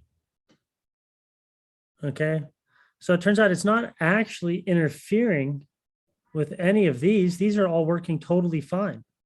The problem is that they're working fine, but this concentration gradient is being ruined by this hydrogen leakage, right?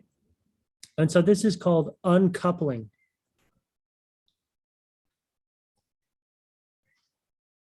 Okay, this is uncoupling ATPase from the electron transport chain. So the answer is D. Okay. Right. So an uncoupler, right, will let the mechanism proceed. Okay, but you know it'll prevent the goal from being achieved. Okay.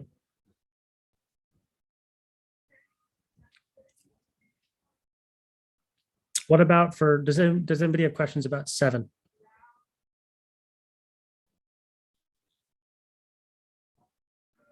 No. All right. What about for number 8?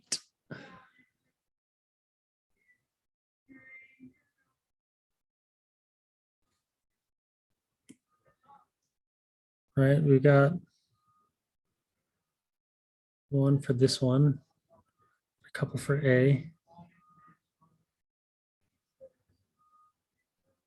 Cool. Does someone want to explain why they got A?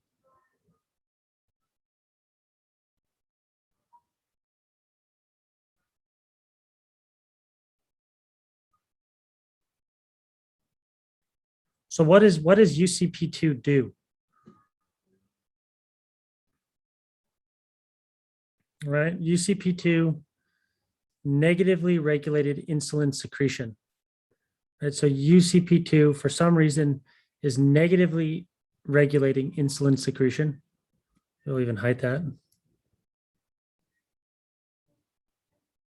Oh, and someone said something. Yep. So exactly, if negatively regulated insulin, then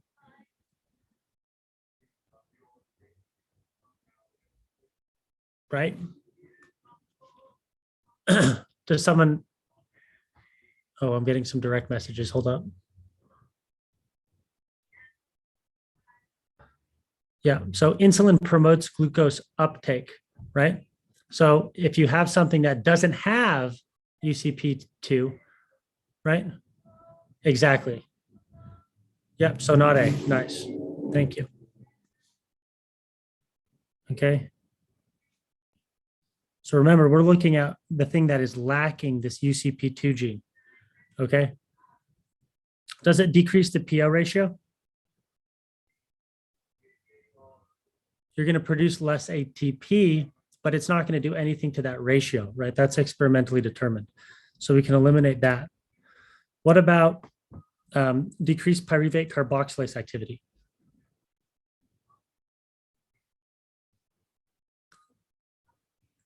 Does anybody know why? Does anybody want to say why?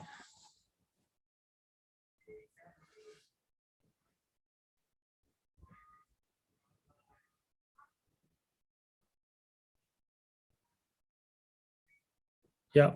And that's because, right, insulin promotes glucose uptake, right? So it will inhibit gluconeogenesis. And if you're inhibiting gluconeogenesis, you're going to have a decreased pyruvate carboxylase activity. Because remember, this was that first step from pyruvate to oxaloacetate. And nice. Yeah. For those who got both right, awesome. Okay. And this one, it would actually increase the ROS formation. I think it says that somewhere directly in the thing. Does anybody have any questions on this? Explain question number 8. Yeah. So for A, right? Remember, insulin is promoting glucose uptake. Okay. So if you have an increased amount of insulin, right? Because we have something that got rid of the thing that inhibits insulin. We're getting rid of UCP2, which means that we actually will have an increase in insulin between that and wild type. Then you're actually going to increase your blood glucose levels. So you can actually eliminate choice A. Okay. Got it? Cool. And then for C, C is right because, here's my pointer, right? So if insulin promotes glucose uptake, then it will inhibit gluconeogenesis, right? So when we get rid of that, then you're going to see a decrease in pyruvate carboxylase activity. Cool. So the big thing is here is just pay attention to how you can mess up and uncouple the electron transport chain. Okay, very, heavily tested on the MCAT.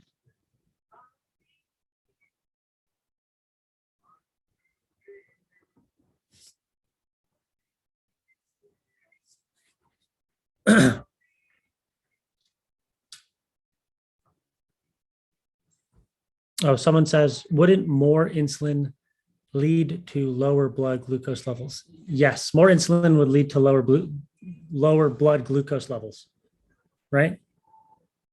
Insulin is what promotes glucose from being taken up in the blood and moved in for glycogen, right?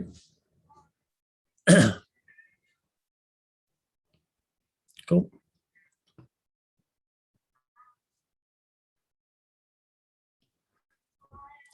Okay, let's move over to fatty acid metabolism.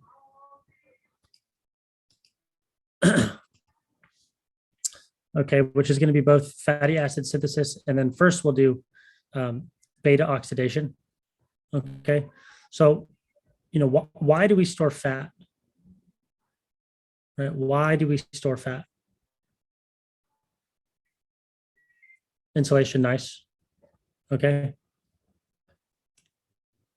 But also because these fatty acids, they're almost completely reduced, which means when you, oh, someone says, wait.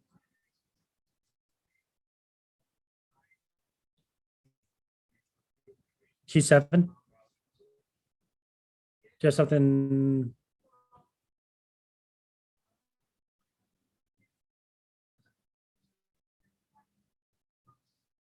Yes, exactly. So so the question asks, UCPI directly inhibits which complex of the electron transport chain? Okay. And so I think it says it somewhere in here. I think it says UCPI creates a passive proton channel through which protons flow from the inner membrane space to the matrix, right? And so you can imagine how that looks right here, I drew this UCP1, right? And what that does is allowing these hydrogens to flow back from the inner membrane space to the outer membrane space, but it's not directly inhibiting anything within the electron transport chain.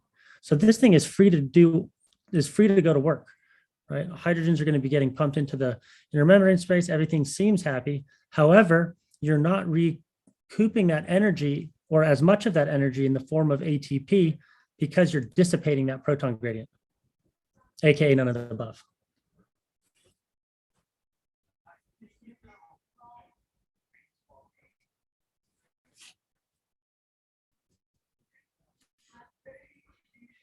Right? And even if so, right, none of these are the proton pump, right? It would just make the proton pump less active. Wouldn't directly affect it anyway, but these are not any of the proton pumps. 1, 2, 3, 4. Yeah, good question. Okay, so back to fatty.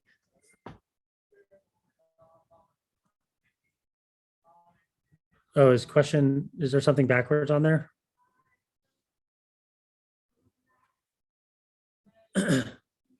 Cameron? Right, so we're looking at, let's think this through. Compared to wild type, you would expect mice lacking UCP1. So, right, if you have lower UCP2, right? Oh, and then, yeah, negatively regulated insulin. So you would get an increase in insulin.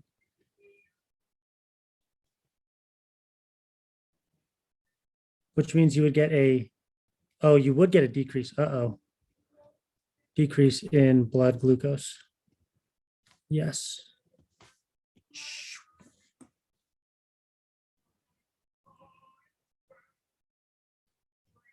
Does that make you happy?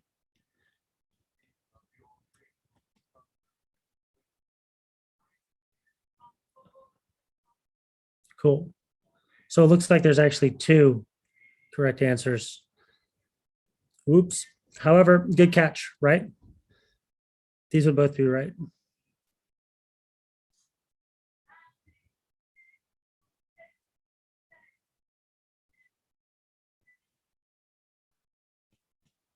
Cool.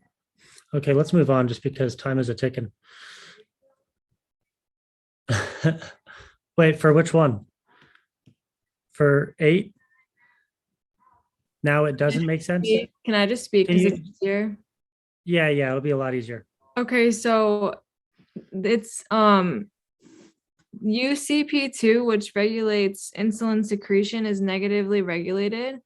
So wouldn't that mean that insulin secretion decreases, which would increase blood glucose levels, which is why I ended up with C. You know what I mean? So UCP2 negatively regulates insulin secretion. So UCP2 will lower insulin secretion, right? Yeah, exactly. But it's asking for the one without UCP2. So if you don't have UCP2, then insulin is not going to be, that's why this question's messed up, because it's a double negative, right? And that's why I think it was written incorrectly. Right, so this should say increased.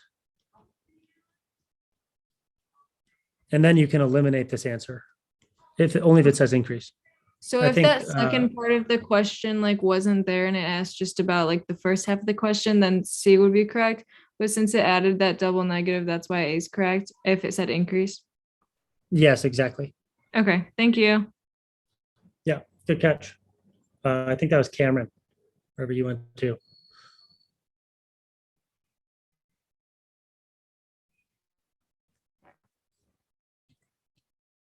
Okay, fatty acid metabolism. Okay, so fatty acids, right? These big, long, saturated carbon chains, okay, which are almost completely reduced. This means that when we oxidize them, you're going to yield an incredible amount of energy. In fact, much more energy than if you oxidize sugars or amino acids. And so it turns out that I think it's something like you get 37 kilojoules per gram fat, versus if you were to, fully oxidize a sugar, it ends up being something like 17 kilojoules per gram. I think it's glucose. Okay. So you're going to get a lot more. It's going to have you're storing very high energy molecules when you store fats. And same, fatty acids, another advantage of them is because they're not hydrated, they're going to be much, much, much easier to pack much, much more closely. So you can actually store a lot more of them, right? So you can actually store a lot of, fats in your cells because they can compress much closer to each other. Okay. And so the bulk of your fat is going to be stored, as these triglycerols in your fat cells, your adipose cells. Okay. And so, when you like eat a burger or something that's high in fat, right? You're going to eat it. It's going to hit your stomach. The low pH is going to start to break it up. And then, once you go into your small intestine, your pH is going to rise, right? That alkaline pancreatic juice. And then once that happens, within your small intestine, you're going to have these lipases, and those are going to get to work, and they're actually able to start to break down these triglycerols, right? Here's an example of one, into these glycerols and these fatty acid chains. And actually the double bonds were not drawn in here, right? So I think, I don't know, it should be something like this, right? If you were to actually break down this molecule here. Okay. Other things that can lead to the breakdown of these triglycerols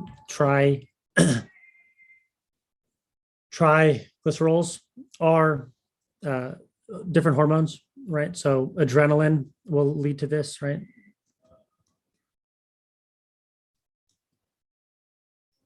Right. Glucagon is a hormone that will start breaking these down.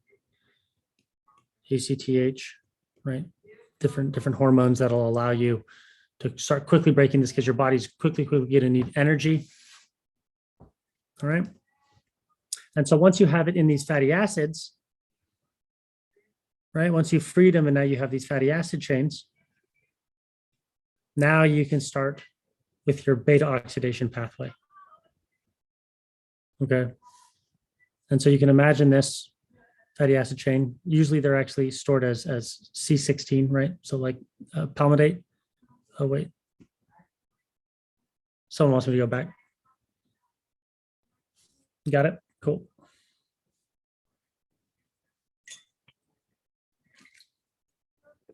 Okay. Now, before you can break them down, you need to do two things. You need to activate the fatty acid. And in order to do that, you need to attach this coenzyme A to it. Okay. And so to do that, it actually is going to burn 2 ATPs. And why do I say 2 ATPs? Because ATP goes to AMP plus pyrophosphate, which is going to go to PI plus PI. So it's actually going to be minus 2 ATPs, right? And now you're going to have this activated fatty acid, this with the CoA attached to it. But again, we're in the cytoplasm, and beta oxidation occurs in the mitochondrial matrix. So this thing called the carnitine shuttle is going to transport these fatty acids into the mitochondrial matrix. And to do that, there's this intermediate step where you have to, instead of having this CoA, you have to attach this carnitine to allow it to go through this membrane protein and actually get into the mitochondrial matrix, where CAT2 will bring it back to your fatty acid CoA. Okay.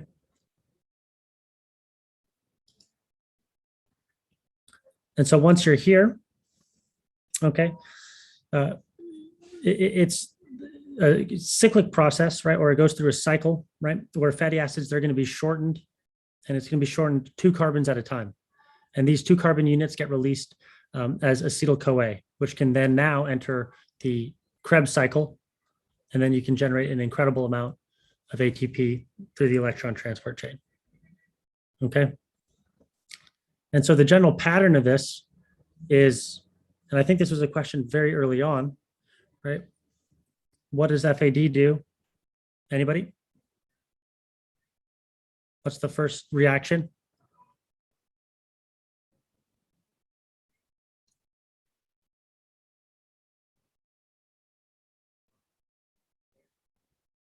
What is this? CoA. I mean, this fatty acid. I don't know what it's called. 1, 2, 3, 4, 5, 6. 6 carbon fatty acid. Redox, yeah, but is it going to be reduced or oxidized? Step 1, acyl CoA dehydrogenase. What is this doing? Right? We're talking about beta oxidation. It's an oxidation reaction. Okay. Right. And because it was FAD, right, we're talking about carbon to carbon bonds. Okay. And so, you'll create this double bond between those carbons. Now, the next step, right, we're adding a water, is a hydration reaction. Okay.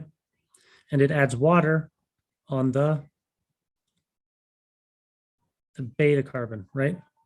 Here's alpha, here's beta, right? Here's alpha, here's beta. This is why it's called beta oxidation. And you'll hydrate it. And then the next step, right? NAD plus to NADH. What's that? What reaction is this?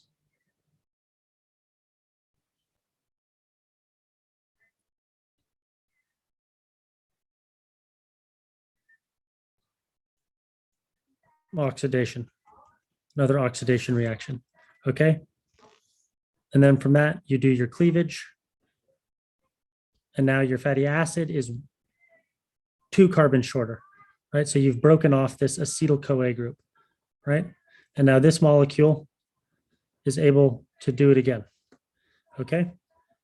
And so every time you go, your fatty acids are shortened 2 carbons at a time, and you're going to release them as these acetyl CoA units. Okay.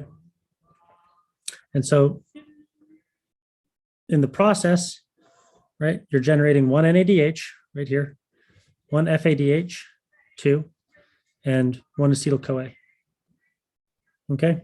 And then you have your remaining fatty acid that's just 2 carbons shorter. So this is products per every cycle.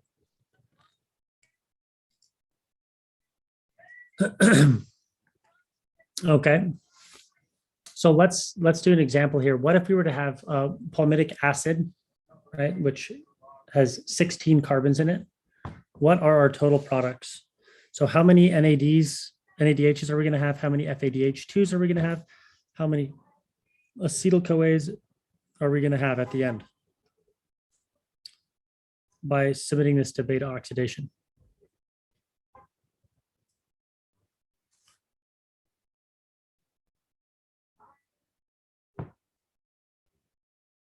If we were to completely oxidize this, so do this enough times, right? So I guess, first of all, how many rounds are we going to have to completely oxidize palmitic acid?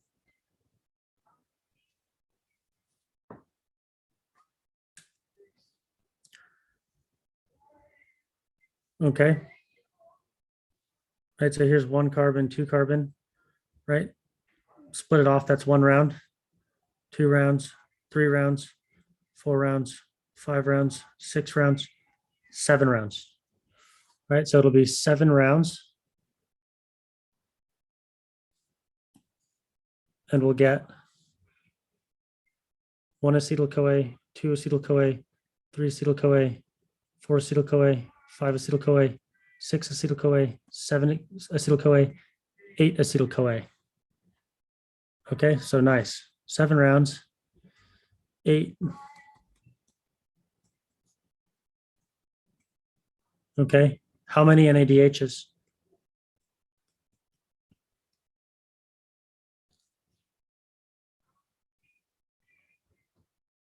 8. How many rounds did we do? 1, 2, 3, 4, 5, 6, 7. Right, and how many do we get per round? You get 1 per round. So you get 7 NADHs, 7 FADH2s, right? And how many ATPs did you burn to get there?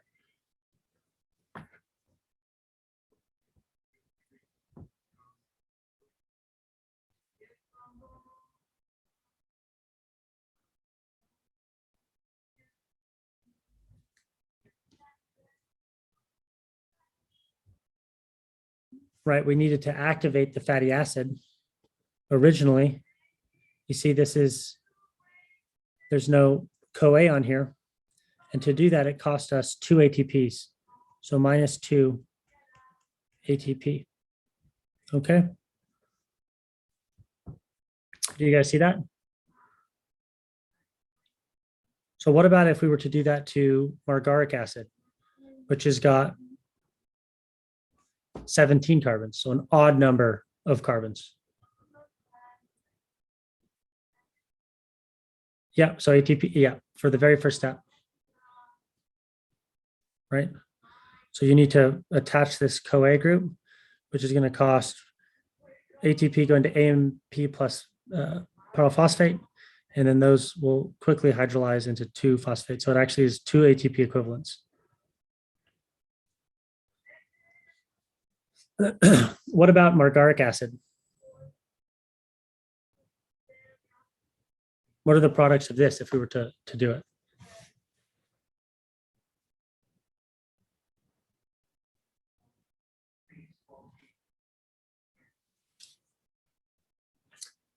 Yeah, so once it's in the matrix and goes through, yeah, it'll keep oxidizing, right?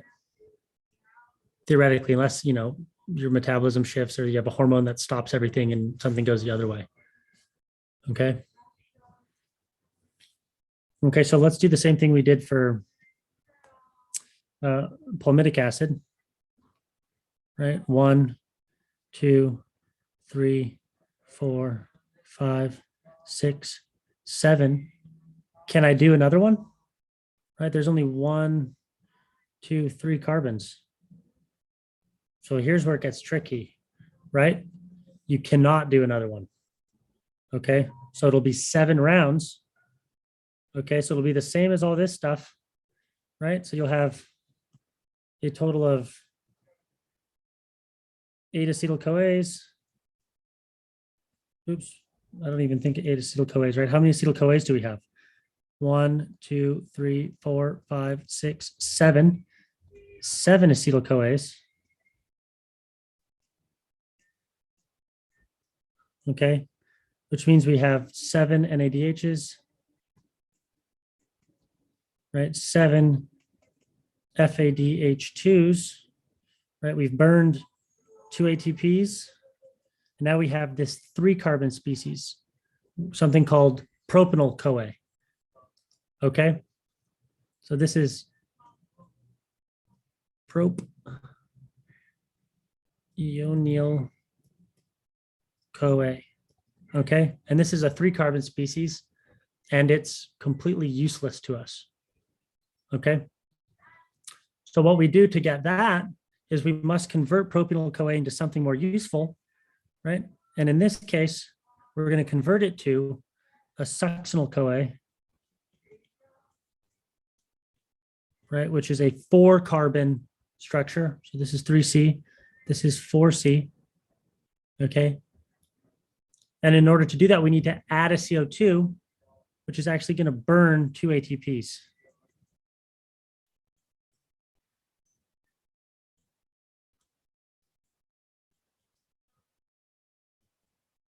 Okay, we're going to add a CO2 in here. Okay, so now we have minus 2 more ATPs. And now we have 1 succinyl CoA. And where's succinyl CoA? This is going to be in the electron transport chain. Okay, so this is free to enter the electron transport chain. Yeah, and just the chemistry doesn't work out, right? That if you go back here, right, this oxidation, hydration, oxidation pattern, you're not going to be able to do it if there's 3 carbons. Okay.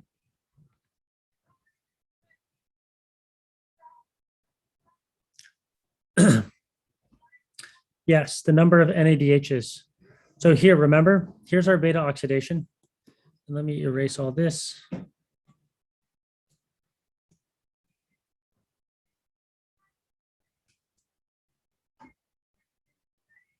Right? You're generating an NADH to go from this chemical intermediate to this chemical intermediate, right? So every time you're breaking off an acetyl-CoA group, you're generating every round an NADH here and an FADH2 here. Okay?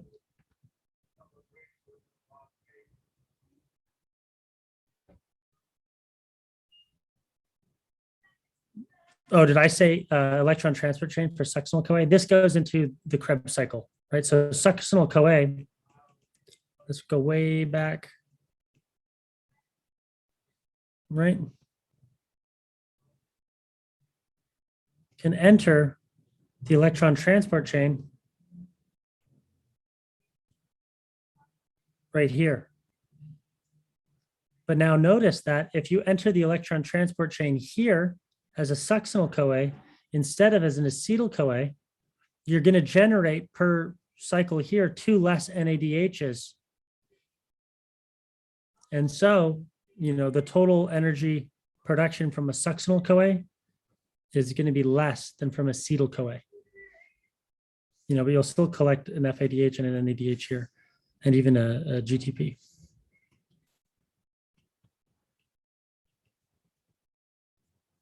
Does that make sense, Michaela?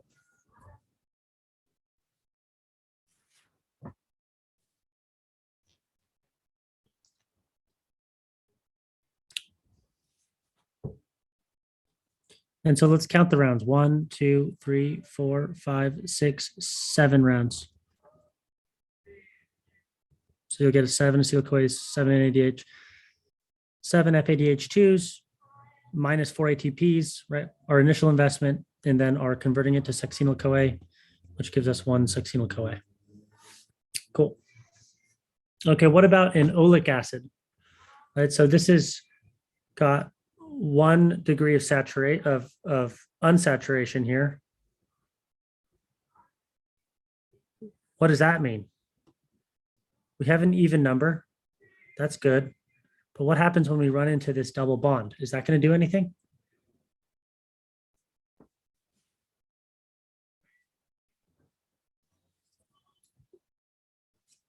It does, Alexandra, succinyl-CoA will go into the citric acid cycle, right?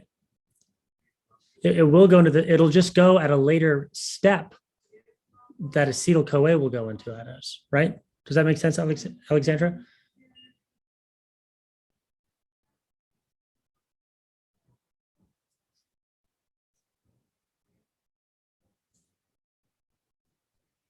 No, it does. It absolutely does, right? It just goes into it at a lower point, so it doesn't produce quite as much energy. It will go in. So let's go back.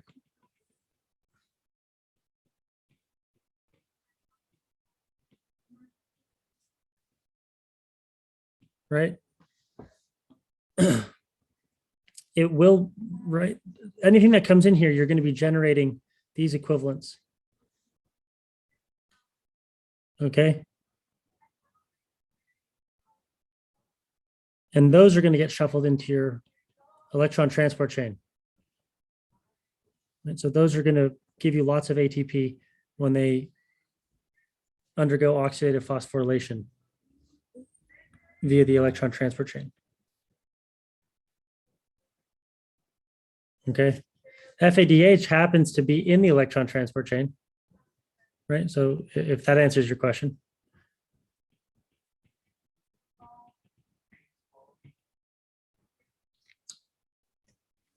Okay, what about oleic acid? Oleic acid.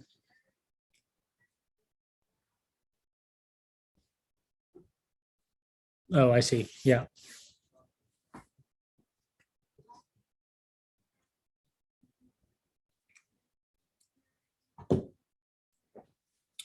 What happens to this? What happens when we reach this double bond? Right. So let's do our little break-offs. 2 carbons, 2 carbons, 2 carbons. Uh-oh. We run into a bit of a problem. Okay.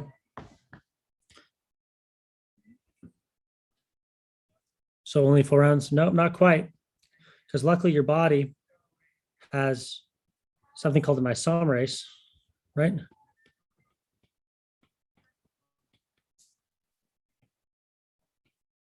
That can actually move this double bond.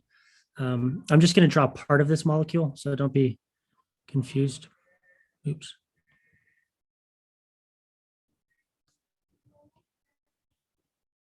Right. So if it was originally here, this isomerase is going to move this double bond. Oops. You can move it over one, right? So you can move this double bond over to here. Okay. And now, doesn't that look a lot more familiar?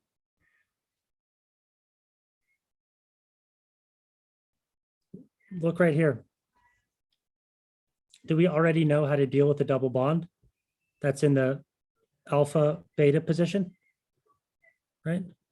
We've just skipped a step. We don't even have to use FAD, right, to generate FADH2. You can reduce, right? This is an oxidation. We don't need to do this first oxidation step. It's already been done for us. Okay. So the total output of this is going to be 1 less FADH2. Does that make sense? And then you can keep going down and keep cutting off.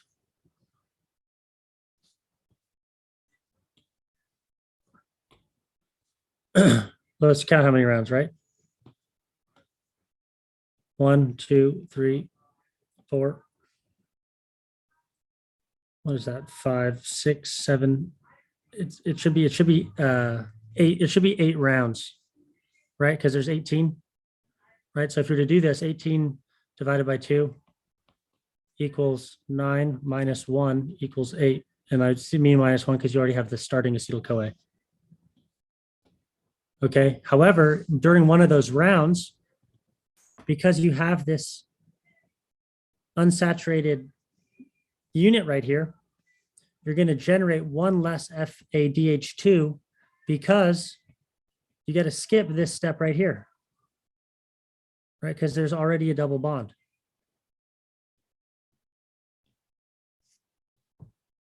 Does that answer your question? Do you guys see that?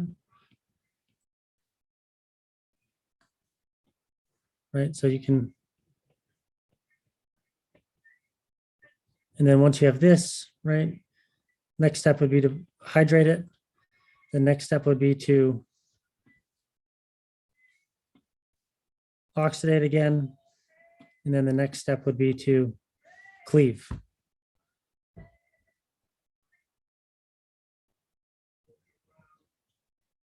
There would be an acetyl-CoA, right? So think about it. We're just breaking this thing down into 2 carbon acetyl-CoA units.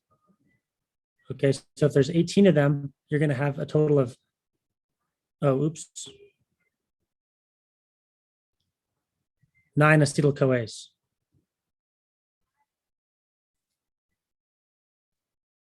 Okay, you'll have 8 rounds, 9 acetyl-CoAs.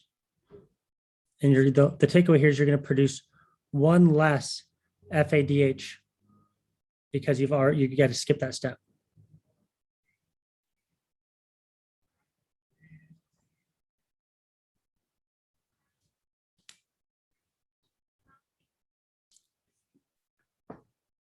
Cool. Any questions about that?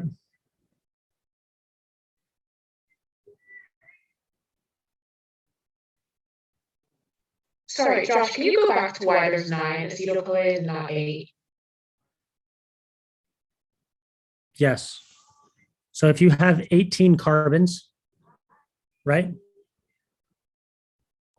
Sorry, you can hear me. divide Yes. that by- you're kind of echoing. If you have 18 carbons and you break those into 2 carbon units, you're going to end up with 9 acetyl-CoAs, right? 9 times 2 is 18. Okay. So then why is this number the same? So like if that's that logic, then why do you have like 7 acetyl-CoAs for the 17 carbon? And oh, never mind. Okay, sorry. Because Never mind. it's got a propanyl-CoA involved. Oh, okay. Okay, got it. Right? Cool. Thank you. Nice. Yeah, good question. Okay, so fatty acid synthesis.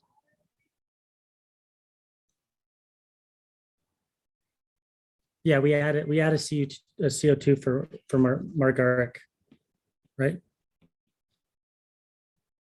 You turn propanyl-CoA, which is a 3 carbon, add a CO2, and you get succinyl-CoA.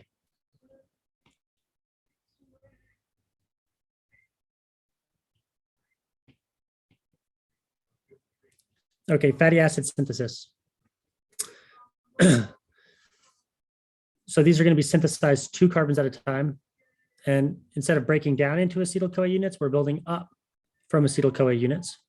Okay. And the first step, there's going to be an activation step, and that's going to be converting our acetate units into these malonyl-CoA units. And we're going to go through that in just a second. And this is going to cost an ATP. Okay. And now, right, so we're growing 2 carbon units at a time, and it's driven, right, by this decarboxylation of this malonyl-CoA, which you'll see the structure in a second. And so when we're talking about in mammals will stop this once you get to these 16 carbon chains. So most of the time you're going to build up until you get to palmitic acid. And from palmitic acid, you'll have a different set of enzymes if it needs to be modified that'll change it into, these derivatives of it, okay? Adding those double bonds and whatnot, okay?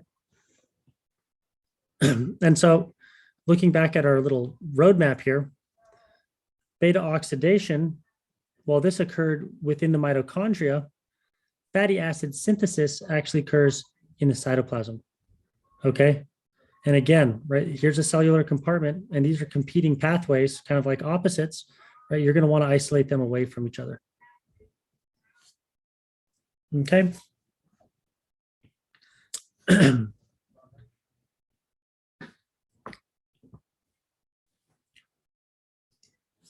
So to start fatty acid synthesis, you've got to convert this acetyl-CoA into this compound called malonyl-CoA. Okay. And it's going to be done by this enzyme acetyl-CoA carboxylase, right? Which, right, every time you see a CO2, think biotin, right? So it's going to have a biotin prosthetic group that allows you to add this carbon in. And whenever you're adding a carbon in, most of the time you're going to be burning energy. Okay. And so this right here, I might even write out, this is the commitment step.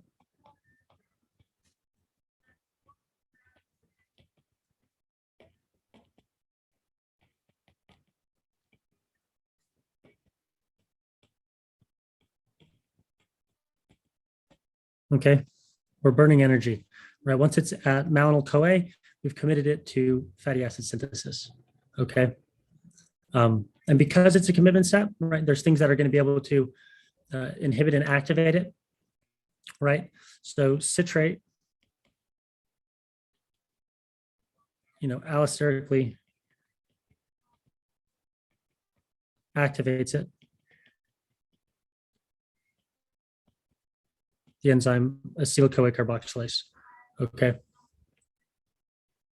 Versus the end product of fatty acid synthesis, palmitoyl-CoA, right? The 16 carbon fatty acid, that's going to deactivate ACC. So it is regulated in that sense, okay?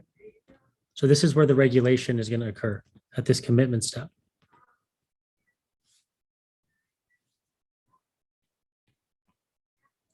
Okay.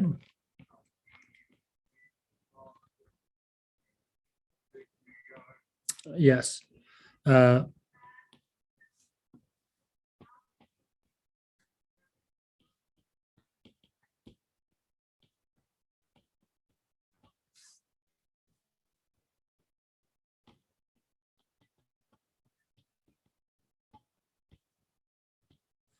Okay. And so like, the patterns here are, a lot of times end products of a pathway are going to be what inhibits the pathway. Okay. And you just have to understand what enzyme, you could probably take a good guess what enzyme will do it. And it's going to be the one that, requires this commitment, this energy input in it. Right? What's the best place to inhibit a pathway? It's where there's this commitment step. Okay.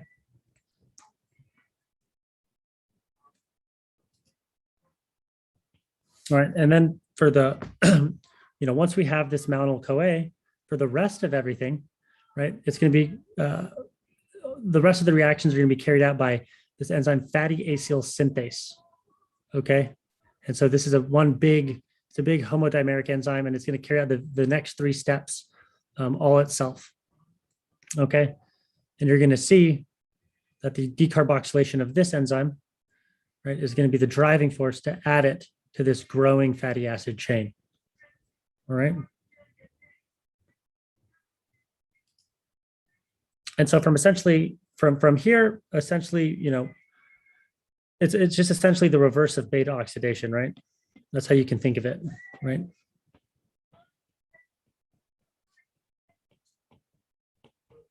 Except we're in the cytoplasm. Okay, so you're going to get reduction, you're going to get dehydration, and then you're going to get another reduction. Okay. Oh, someone says go back to here. Or to here. Yeah, that one. Thank you.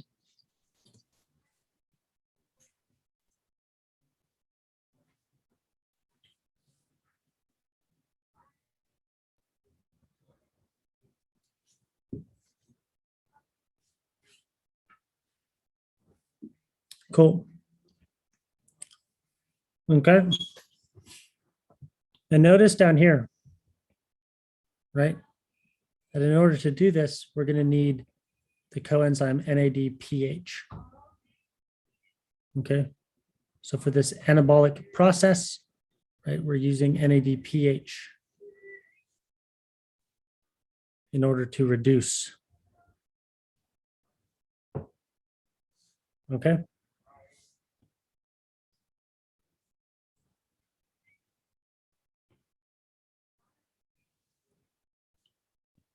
Okay. And so just the, super easy overview, right? Every round you're going to need to burn an ATP because you have to convert every single time an acetyl-CoA into a malonyl CoA. And then you're going to need to burn 2 NADPHs. Okay. So you can reduce.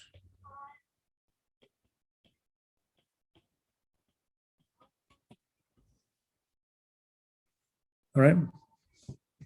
And so as you can see, if every single turn requires 2 NADPHs, that's a lot of NADPH. So now you got to think of, yes, exactly. It's the opposite of, it's the reverse essentially of beta oxidation, right?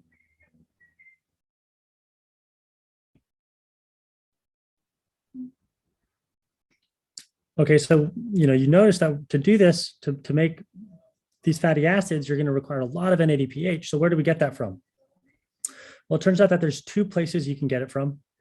One is from the citrate malate pyruvate shuttle. So here's this diagram. Okay, remember,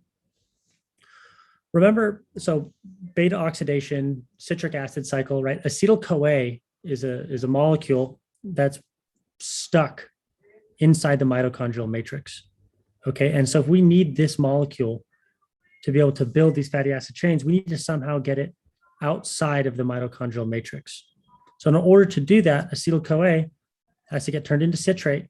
Citrate itself can go through this transport, get outside into the cytoplasm, where citrate can then be turned into oxaloacetate and an acetyl-CoA, right? 4 carbon, 2 carbon. Okay, so this is how we can get acetyl-CoAs out into the cytoplasm ready for fatty acid synthesis. At the same time, if we want to get oxaloacetate back inside the mitochondrial matrix, right, you can do these reactions, turning it back into malate, and then malate can go in, or you could even turn it into pyruvate. And this process from malate to pyruvate is one way that we can get these NAD pH equivalents. All right. But you'll notice for every acetyl-CoA that we take outside of the mitochondrial matrix, and it were to happen to go through this malate pyruvate shuttle, we're only generating 1 NAD pH. But if you look here, for every turn, right, we're going to need 2 NAD pHs. Okay, so where do the other ones come from? Where does that deficit come from? Okay, that's going to lead us directly into the pentose phosphate pathway. Okay, and this is one of those lesser, you don't need to know the details quite as much about it. There is a really nice handout on the portal that is like, it's literally 1 page and it'll summarize everything. You should read it. But the pentose phosphate pathway is a pathway used when you need to increase your anabolism.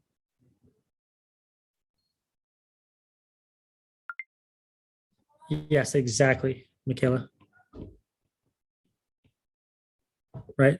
So beta oxidation is in the mitochondrial matrix. Fatty acid synthesis is in the cytosol, or cytoplasm, whatever you want to call it. Okay. So pentose phosphate pathway, what you need to know about it is 2 things. It's the pathway where you can generate these NAD pHs, right, which are going to be used in a lot of these anabolic processes. But it's also good for turning this 6 carbon sugar into a bunch of various compounds, including a 4 carbon metabolite. You can even get a 7 carbon metabolite. You can even get, the most important, a 5 carbon metabolite. Okay. And 5 carbon metabolites are important because they're used in nucleotide synthesis, right, to get those ribose rings. Okay. And so in order to build up fatty acids and to build up a lot of things to create these, reduced molecules, you're going to need to generate a lot of NAD pH. So the pentose phosphate pathway is at some point going to need to be turned on. Okay. And that's pretty much all you need to know about that. Amino acid metabolism, right? We're not going to get into this. This is the last slide here. But just know that you need to be able to get ammonia out of your body somehow, excess nitrogen, okay? Because ammonia is toxic. And so what you can do is transfer these ammonia groups onto and off of amino acids and down into this final end product, urea, which is, in your urine, okay? So I would just kind of have a general background knowledge of this, maybe read over it at least once, okay? And that's it for nitrogen metabolism. Okay, cool. Do you guys, that's it for slides. If any of you guys need to go, if any of you guys want to go over some questions, I can do that. Yeah, thanks, Jonathan. Turn my thing back on now that I'm not going to be drawing as much.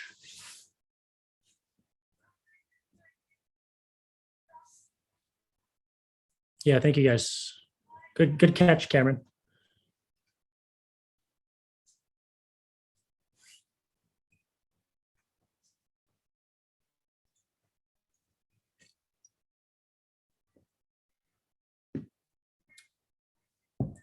And so I'll do these questions, and then if you guys want, I can stay and do that big long one, that 4-question one. You can do it now, or if you want to come in later and do it, and you can give it a try. If you want the answers, you can email me or come to office hours or something.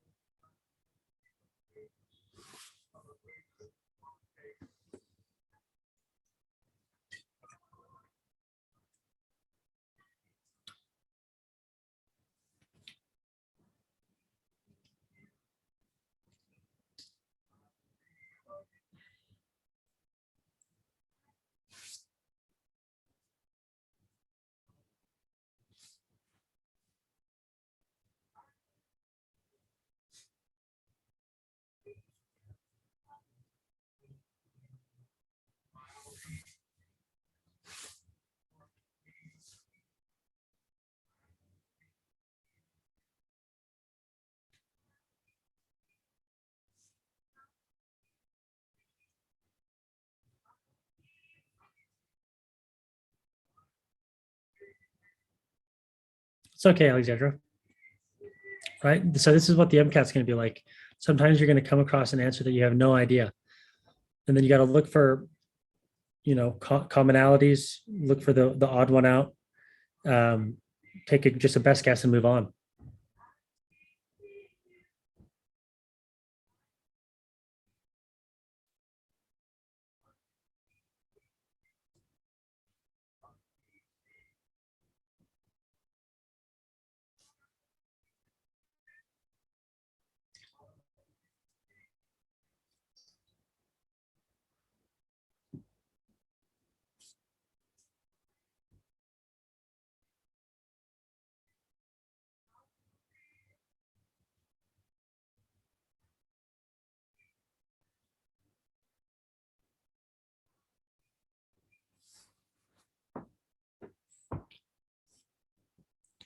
So for question 9, right?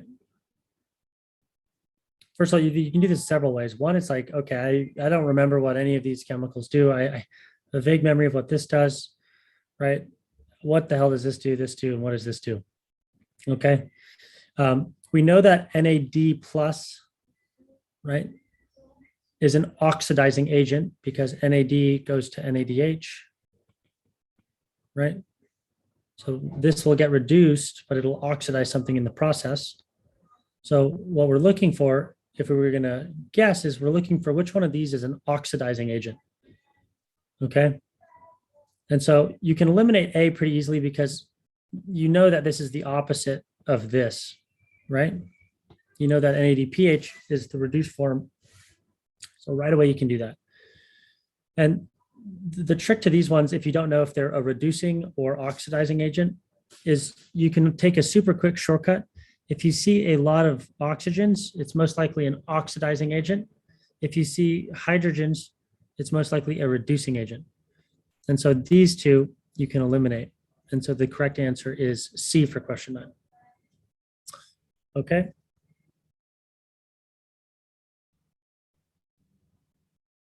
And so what about question 10, right? It says if oxygen 15 labeled water, right? So we have radioisotope of water were used instead of regular water in reaction to, which project would end up radio labeled?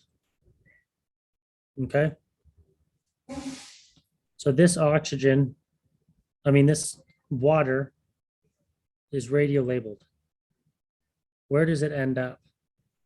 Does it end up in the FADH2, the NADH, the acetyl-CoA, or the butyl-CoA?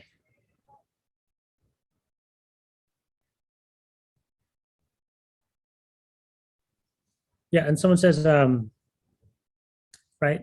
So if you don't know like the specifics for each one of these, for question 9, if you don't know which of these are oxidizing agents and which of them are reducing agents, as a rule of thumb, if you see a lot of oxygens, it equals oxidizing. If you see a lot of hydrogens, it equals reducing, if you were to guess. And this one, you should just know what this is, and that you should know that this is the opposite of this. Okay. Yeah, exactly. So you would have to know, right? And you know that, right? Because you're looking at in reaction to, right? If you know your beta oxidation, you see that NAD is being reduced to NADH. So therefore it's going to be oxidizing something. So therefore you know that NAD plus is an oxidizing agent.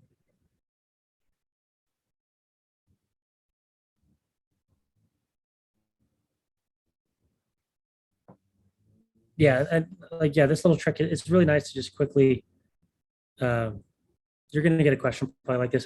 You're going to freestanding question in the CP section it'll be like that, and just it'll allow you to do it much quicker as a rule of thumb. Okay, let's go on to question 10.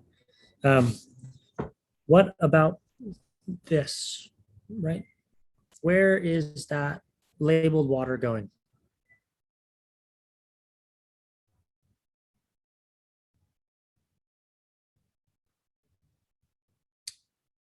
That one for C. Yeah, oops, I don't mean to circle that. I mean to tally.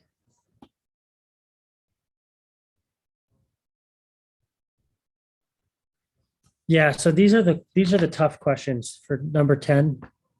And this is knowing your OChem, right? And knowing your patterns, right? Recognizing patterns in these metabolic pathways. Okay. And so the best way to do this is if we were to go back to our beta oxidation, right? And see what happens here. Right. So where do we add the water? We add the water right here. You see this? And it ends up right here. So this is where it gets stuck onto, right? So the water ends up here. And then you go through one more step. And then that water turns to this group, right? And then you get one more step. And you actually cleave it here, right? So you get your acetyl-CoA and then you get your, in this case, butyryl product. And so if the oxygen was radio-labeled, it would end up in the shrinking chain. Do you guys see that? Right?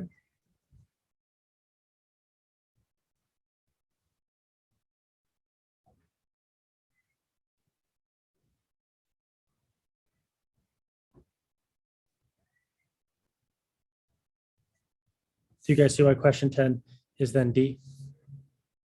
Right, sorry, I forgot to circle it.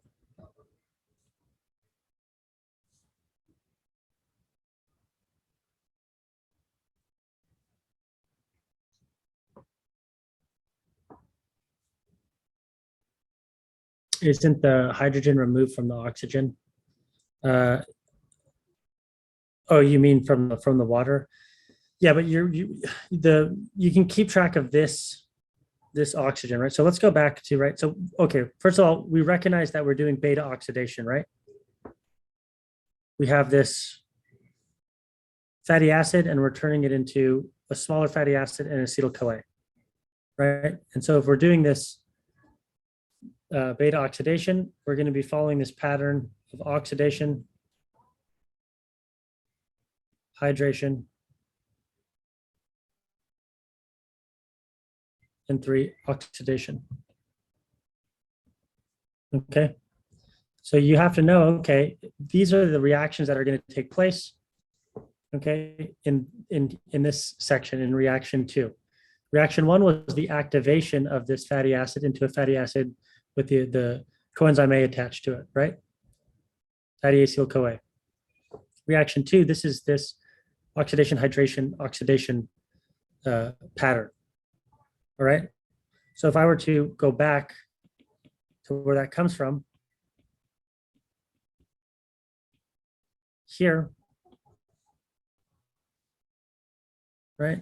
Reaction 2 is the same thing as this oxidation, hydration, oxidation, cleavage, right? And so you'll notice, right? Here's where the water gets added.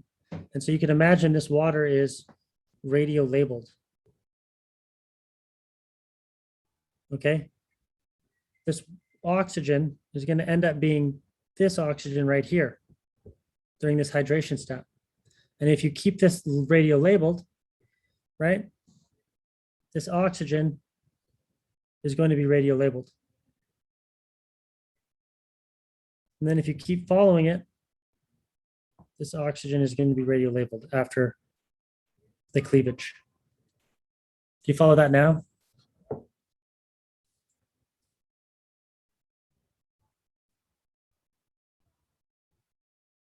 Awesome.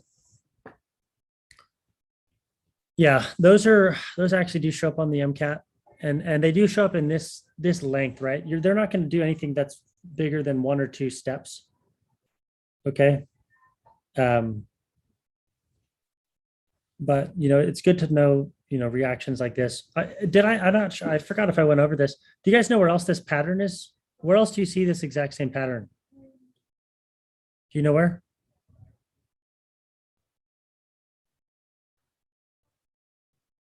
Yeah, Krebs cycle, exactly. So remember, look, oxidation, hydration, oxidation. Let's go back up to our Krebs cycle. Right?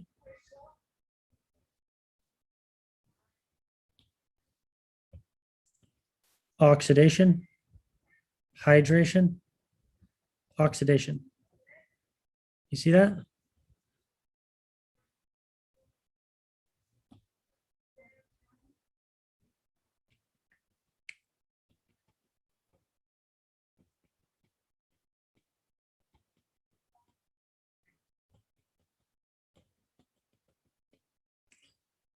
Right, and if the Krebs cycle is going this way, it'd be the opposite. Reduction, dehydration, reduction. Right?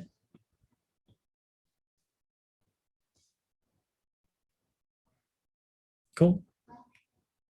And so is it worth knowing was king of enzymatic reactions? What was king of enzymatic reactions are happening at each step? Oh, what kind of enzymatic, reactions are happening at each step?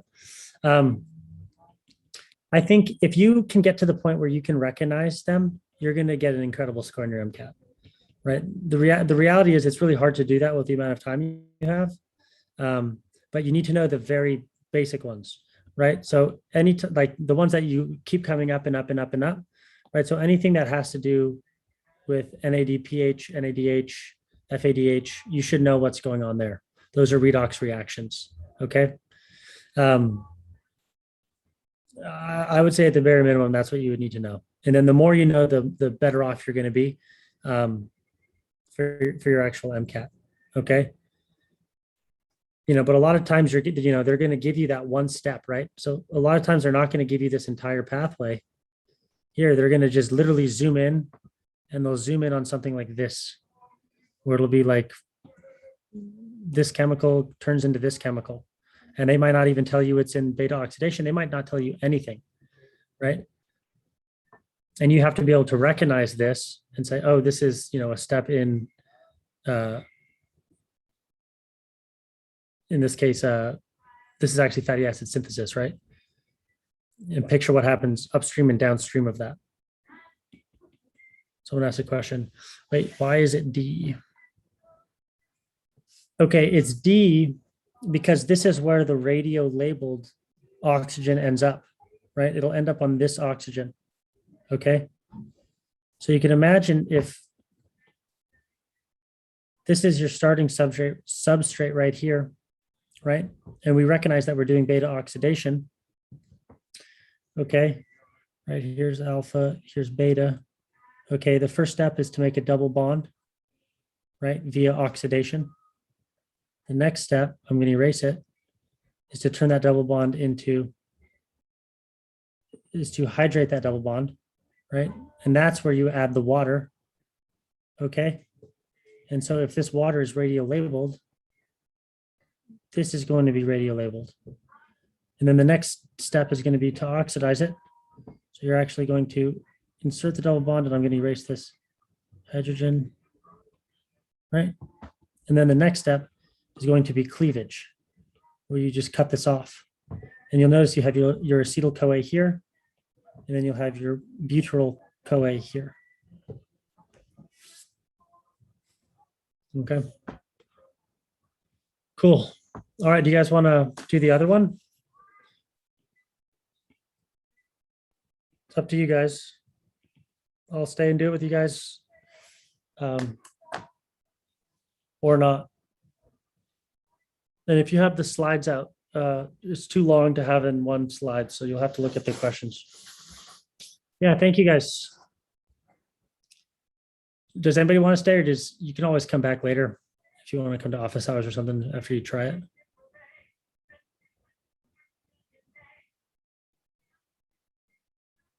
Cool. Yeah, if everyone wants to stay, I'll stay with you guys. Cool. And then someone asked, why would the Krebs cycle go in reverse? And so that's a really good question. Let's answer that real quick.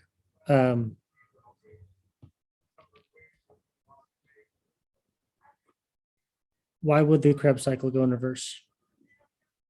The Krebs cycle would go in reverse if we needed to get to one of these intermediates, right? Maybe we need more malate. Maybe we need more oxaloacetate, okay? And so again, the Krebs cycle is not going to be able to go completely reverse because you're burning off CO2s and you're going to have different delta Gs for each of these reactions. But in certain situations, you might need to create, more oxaloacetate, right? So oxaloacetate might get converted to malate, okay? So it'll go in reverse if you need one of these intermediates, right? And the most common it's going to be is between these two right here. Okay.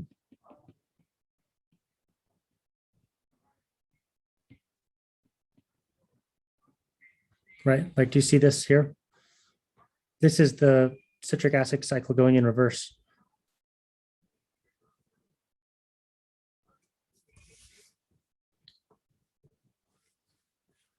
Even though, interestingly enough, this is outside the mitochondria. Okay, cool.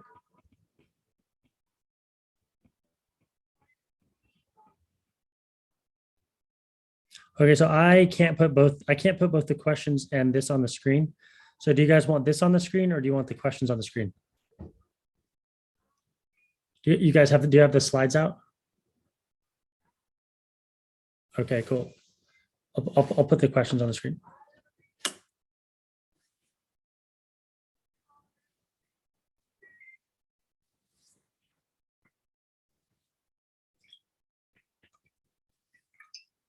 And you guys will get this is a full passage. So you'll get 8 minutes for this one.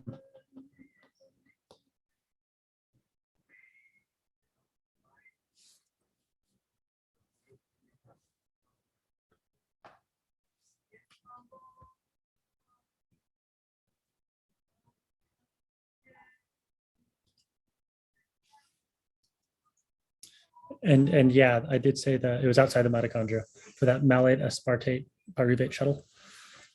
Person who asked that. All right, I'm gonna go get some water. I'll be right back.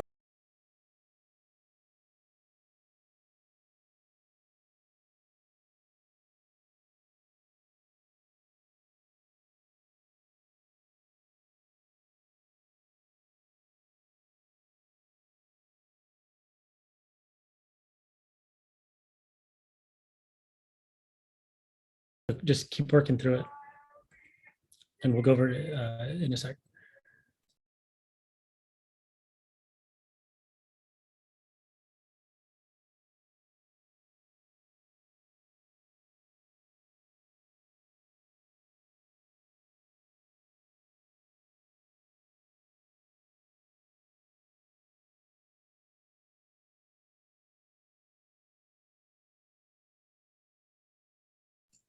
How many people need a little bit more time?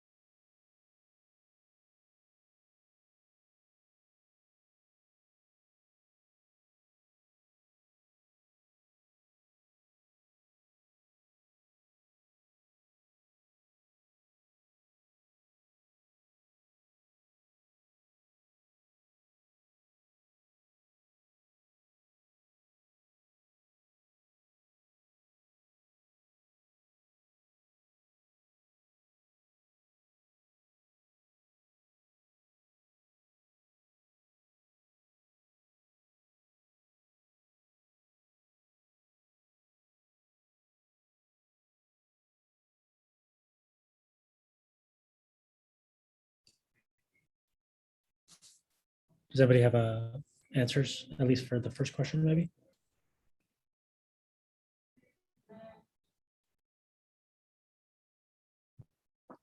Anybody need any more time?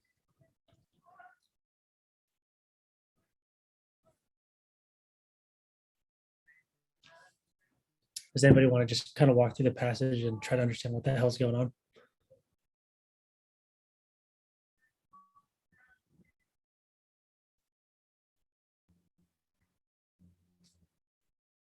Yeah, I think maybe that's a good idea. All right, so let's ignore these questions for a second. And let's go to a passage like this. And maybe let's go way back. Let's kind of talk about, the structure of a biology MCAT passage. Okay, they all are very formulaic in a sense. Okay, in the fact that you're going to have the first sentence, right? Sometimes the first paragraph that's going to introduce you to some sort of disease or problem. Okay. And it's going to continue on to kind of summarize some sort of irregularity, some sort of dysfunction or whatever. In this case, we're talking about, why, diabetes is bad, and kind of what's happening at the cellular level. Okay. And then it's going to somewhere go down there and it's going to describe, something that can go wrong within that cellular problem. So if we're talking about the disease diabetes, what's one of the reasons why it goes wrong? It's going to introduce you something. In this case, it's going to introduce us to the pyruvate dehydrogenase enzyme 1, PDHA1. Okay. And then usually in an MCAT passage, there's going to be two other things. There's going to be some sort of mechanism, right? It's going to present you with a mechanism, and then it's going to present you with the experiment and the experimental protocol and setup. Okay. So just thinking about an MCAT passage, you have like an intro, right? Going to give you a specific reason why it's a problem or why they suspect it's a problem. And then they're going to give you a mechanism, and then they're going to give you an experimental, essentially a protocol. Okay. And so what your job is going to be to do on the MCAT is going to be to quickly understand the mechanism, right? So you want to understand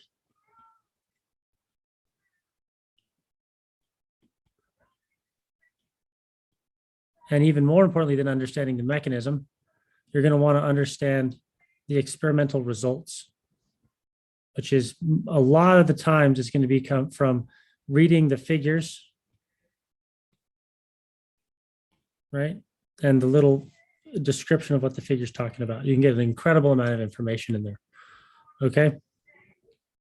So now let's start talking about this passage. Does anybody have any idea what's going on? Does anybody want to unmute and try to explain it? What are we looking at here? What are we talking about here?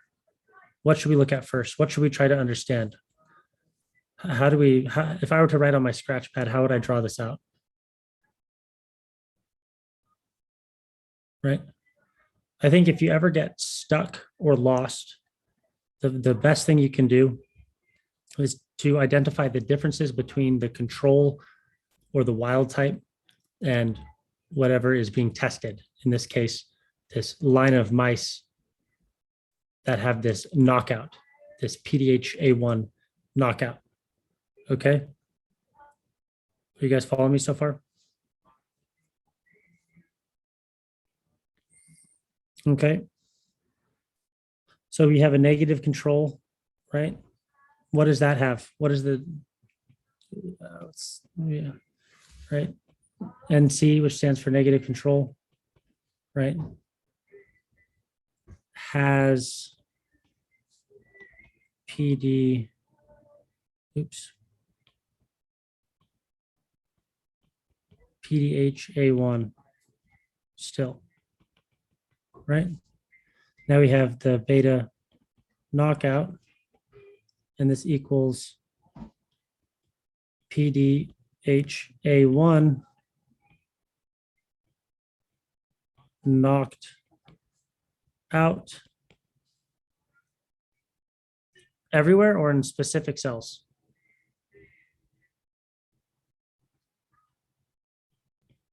In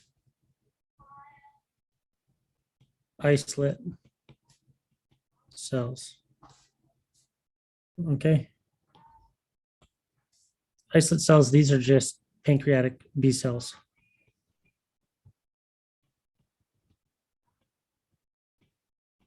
Beta cells. Right, these are going to be responsible for insulin secretion. So they want to look at what happens to two different cell mice lines when we knock out this gene specifically in a specific location. Are you guys following this so far?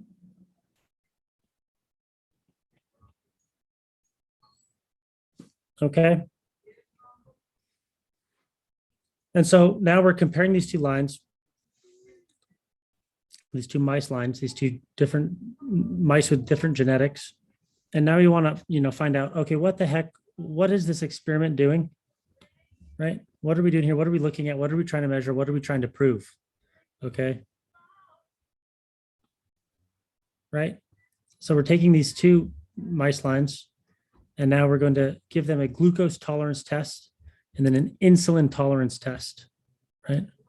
And right, I like to highlight what the purpose of it is, to investigate whether, right, the impaired homeostasis of glucose metabolism is due to the effects of insulin resistance in peripheral tissues or the B cells themselves.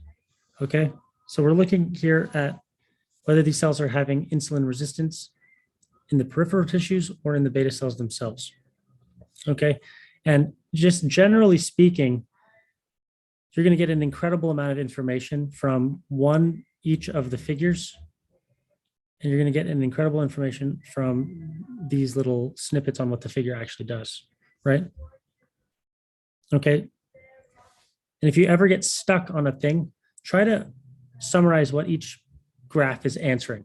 Why, what, because every time there's a figure, there was a purpose for that figure, right? The researchers recorded all this data so they could answer a question. And so it's good to kind of summarize what each one does. And as you start to do that, you'll start to see what these researchers had in mind if you're lost, right? So what is A, right? It's a glucose tolerance test before injection with tamoxifen. Do you guys, what is tamoxifen? What does that do?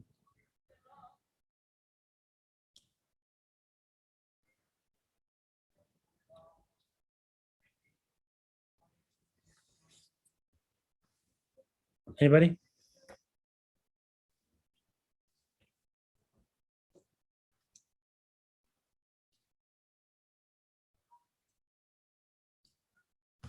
Right, it should say it somewhere in the thing, right? If it's a chemical you've never seen before, right?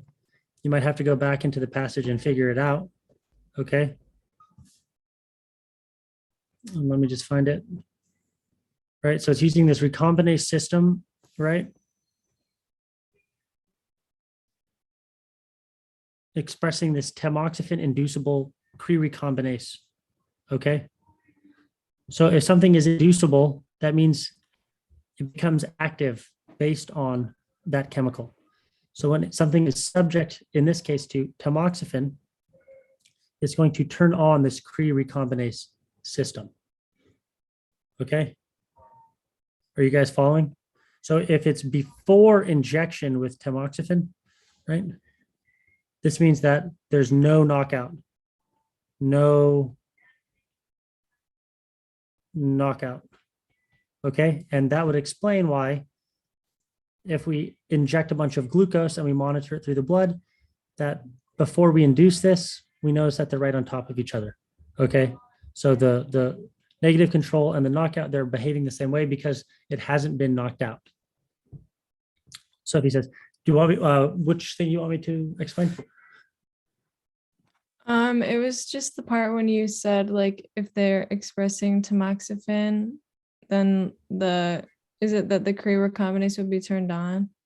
Yes. Okay. So when we're talking about like molecular biology, right? And you have like, let's say you have a gene here, right?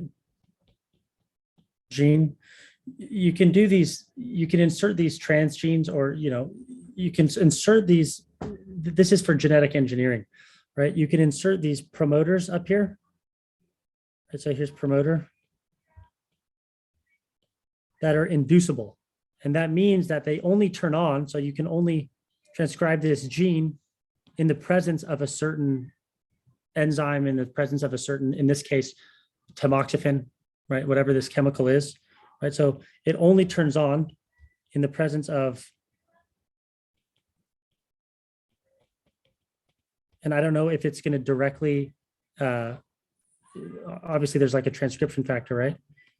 I don't know if it directly activates the transcription factor or some, we don't really need to know that. All we need to know is that in the presence of tamoxifen, this gene is going to be expressed, right?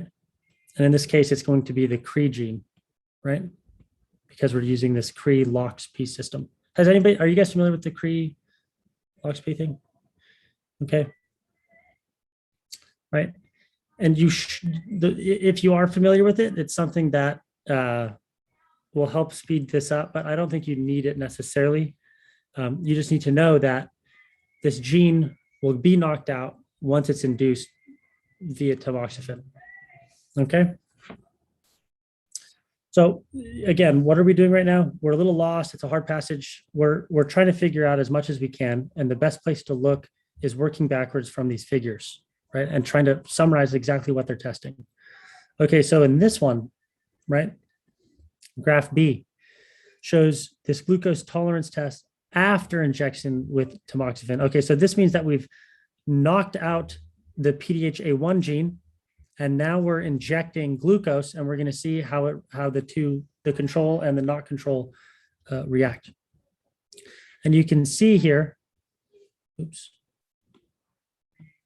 right, that blood glucose in the knockout is higher.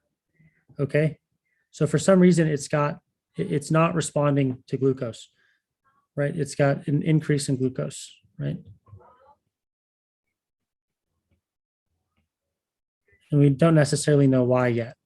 Okay, so there's some sort of failure going on because the control is able to much more quickly metabolize that glucose.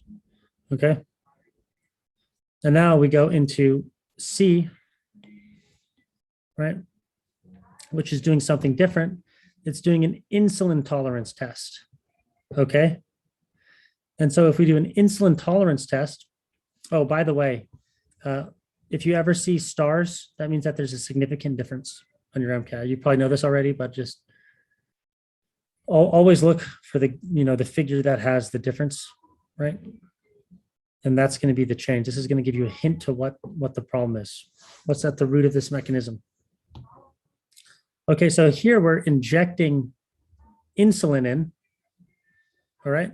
And we notice that if we inject insulin doing this insulin tolerance test, oops, that there's actually no difference between these two, right? There's no significant difference. So what does that mean?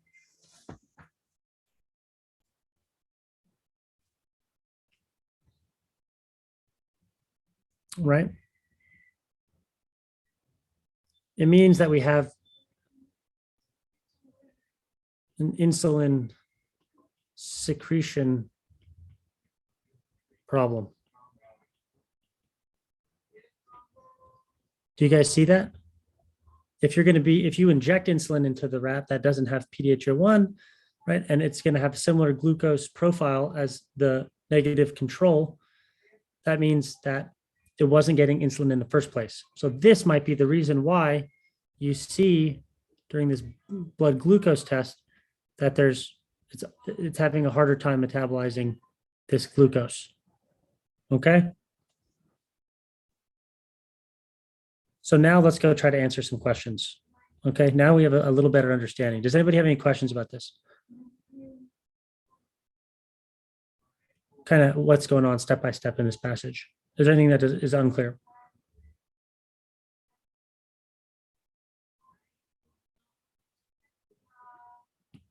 Cool.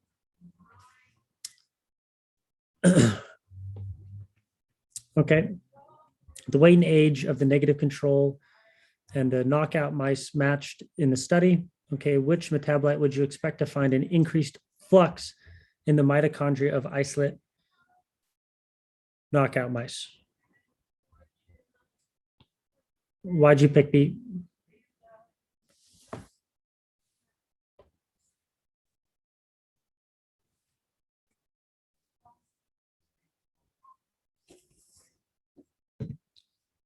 Okay. So you're thinking that malonyl CoA is, you think that there's going to be more malonyl CoA? You just guessed, right? But why would there be more malonyl CoA why would there be an increased flux in malonyl CoA in between these two mice, right? The only difference is this PDH knockout, right? So this is knocked out. That's the only difference in them, right? So you can imagine, right? I'm going to erase this.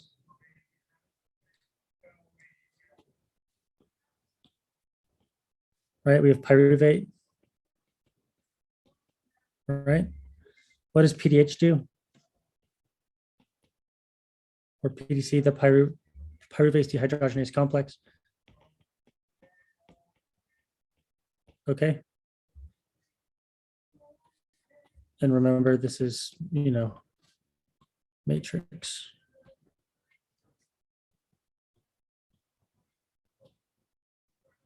Okay, so this is knocked out right here. Okay, so this cannot happen. What happens to pyruvate when that can't happen? Right? What are the other options for pyruvate? Where else could it go? You might get an increase in pyruvate. Is that one of the answers? Oops. Nope.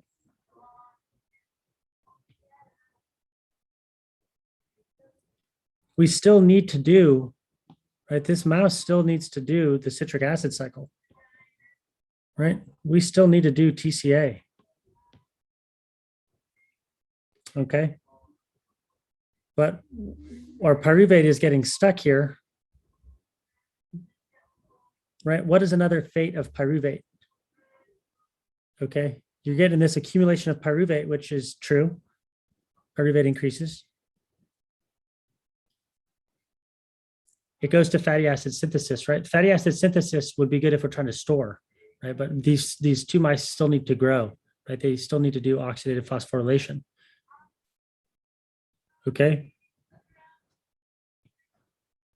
Yes, exactly. The answer is A, right? Pyruvate's going to need to go somewhere. And if it can't go to acetyl-CoA, we still need to have oxaloacetate, which is going to enter the TCA cycle. Okay. And now we're going to need to find another source for those acetyl-CoAs, right? We're going to do some beta oxidation as well, right? Because those can go to acetyl-CoA.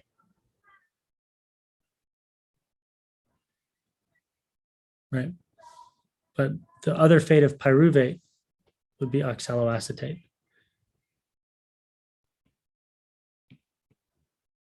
Cool.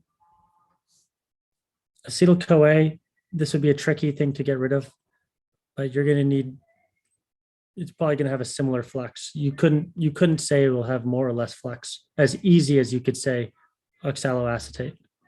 And same with succinyl-CoA, right? This would be the best answer, right? You could run experiments and maybe come up with stuff here, but the obvious clear best answer would be oxaloacetate, most direct. Okay. All right, what about for question 4?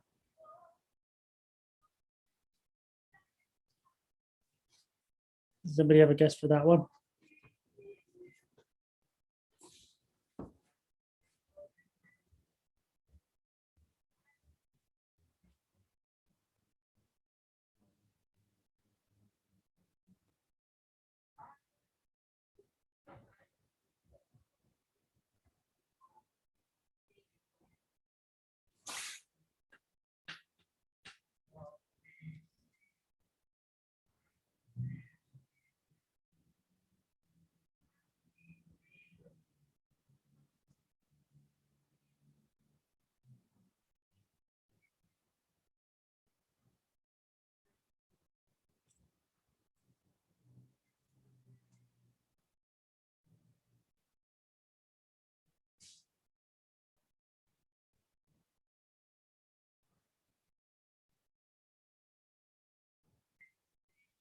Hmm.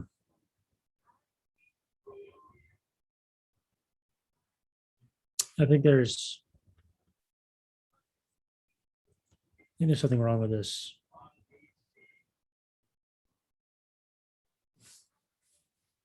So what if I were to change this right here to not liver cells, isolate cells? What would the answer be?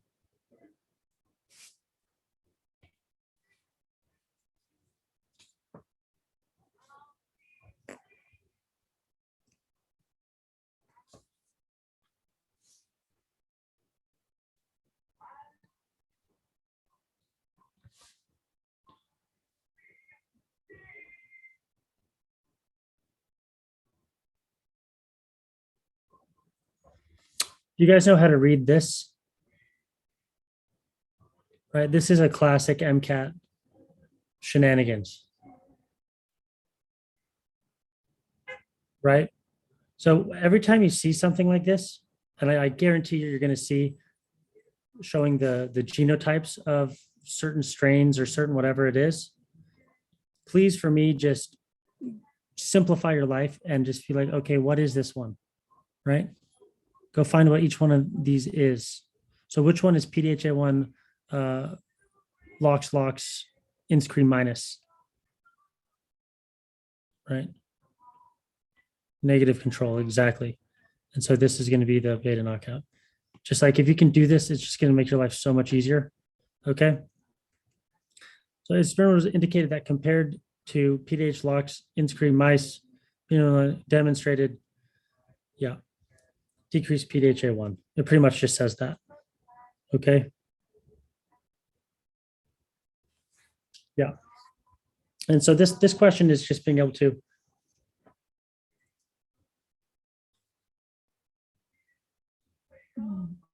this one is just getting at, are you able to quickly understand, what these genotypes mean? Okay. And do you understand that why this is a negative control?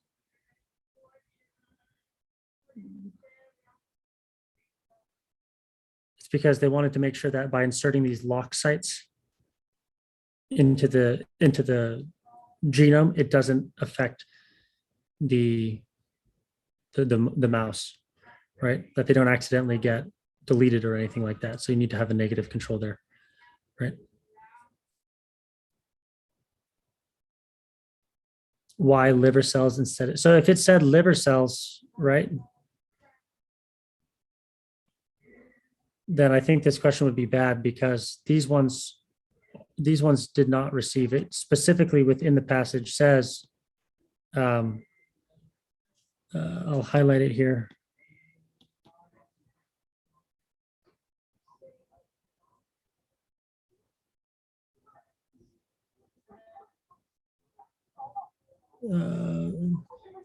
Additional specific right there. Right. So it's specifically talking about the isolate cells. Okay.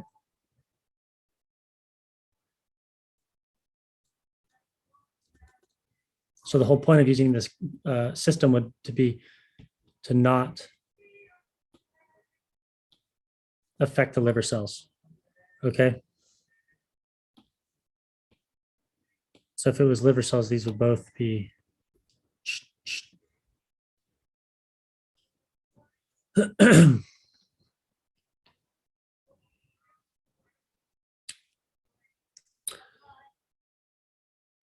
let's talk about this though.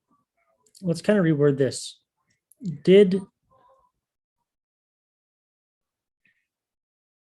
Yeah, exactly.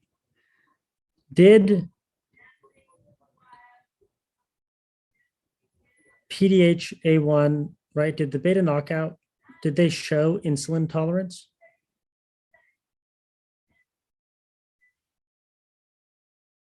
So let's change this question to saying, let's just delete this. Let's change the question to PDHA1 LOX inscree heterozygous for the the ins Cree, right? Now let's ask this question. With and keeping liver cells. Yeah, exactly. So I think this is what the original question was trying to get at, right? That PDH-A1 cells demonstrated insulin tolerance. Okay. So that you shouldn't be comparing. Does that make sense? Do you guys know why it demonstrated insulin tolerance?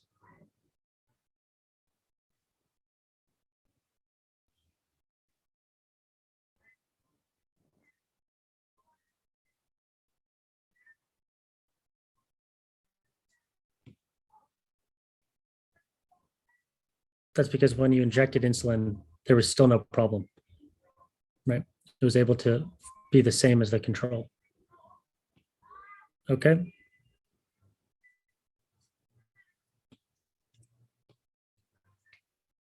Okay, question 5 is really hard. And this is a classic example of one of those crapshoot questions that you need to eliminate the ones that don't make any sense and take your best guess. Does anybody have a best guess?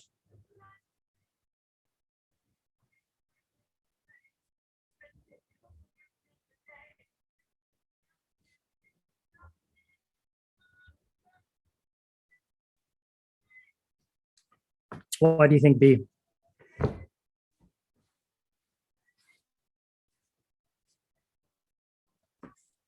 I said B. So why B?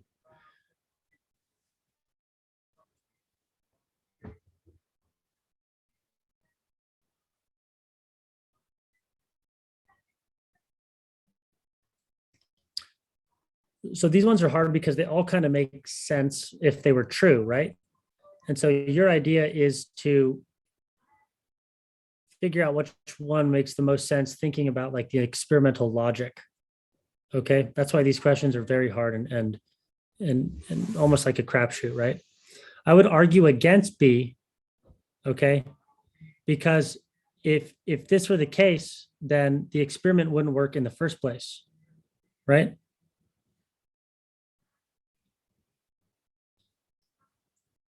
What would make this, right? The difference here between what we're comparing is the homozygous for it and ins Cree plus minus, right? Why would this not work over this? Okay. And so that's why I think B would be not the best answer. Okay. Similarly, I think that D would also be a bad answer because, right, if this was the case, the whole point of the experiment was that the LOX-Cree recombinase system was to target the isolates specifically. Okay.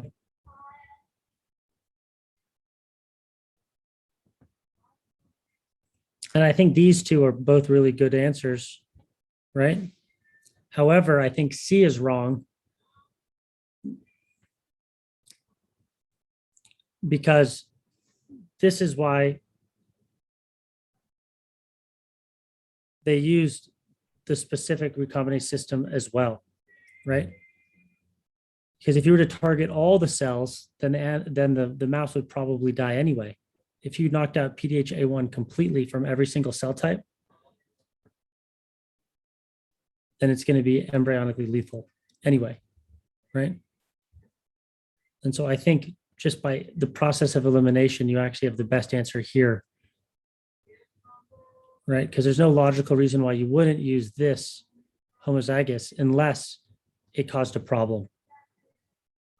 I think it's a really bad question as well, right? And so the trick here is to compare, right? Why is this better? Oops.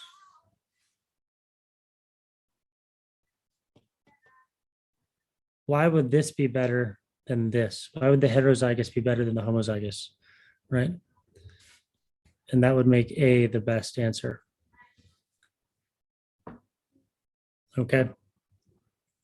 All right, what about question 6? This one's a little more reasonable.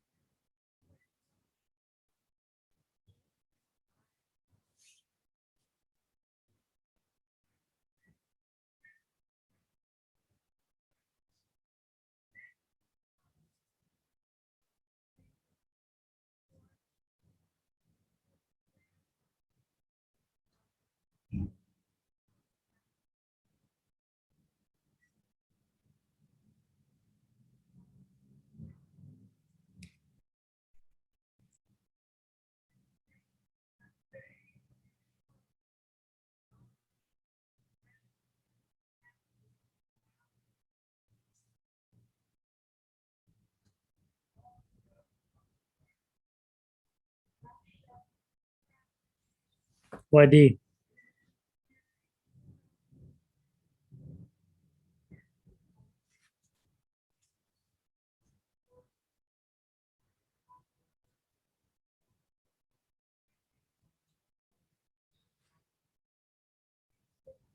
But I would say it's not D because you see insulin tolerance in both the knockout mouse and the not knockout mouse, right? There doesn't seem to be any insulin tolerance problems, right? And remember, one of them doesn't have the PDHA1 dysfunction.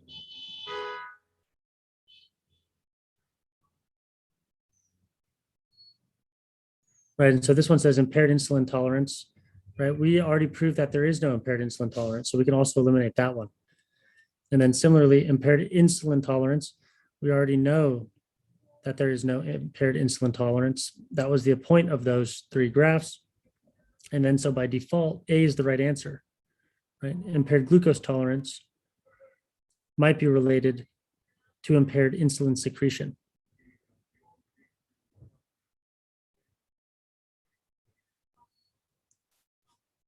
Are you guys okay with number 6? Right. So the whole point of this was to show that there's a glucose intolerance, but an insulin tolerance.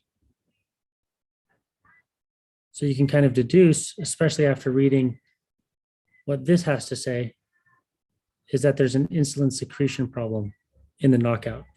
So we can say that, right?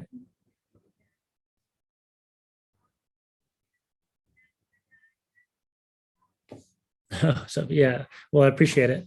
I hope people are understand this. Is there anything? Yeah, this is a brutal passage, but unfortunately, there's going to be more like this down the road. Is there anything that anybody doesn't understand about this passage? Because this is honestly a good exercise, right? When you get a really hard, convoluted passage like this, exactly. And this is the point of this. This is why I want to show you this. All of these, like, how much of this do you need to know?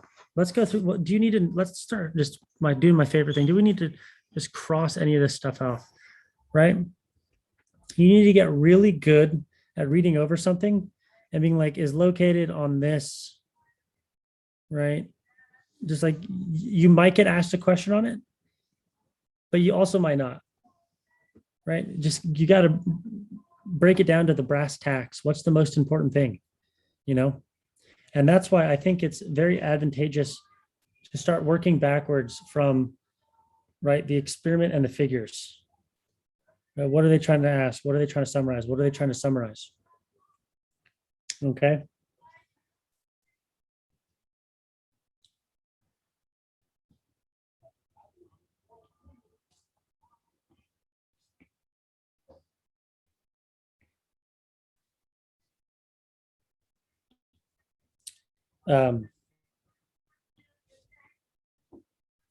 Yeah, if you have like 4 questions per passage, right, you're going to get one that's usually on structure. You're going to get one that's on the mechanism and are you able to understand it? And then you're going to get one that feels like this one's actually kind of feels like a freestanding question, even though it's in a passage. You're going to have one that's going to have to do with the experimental results.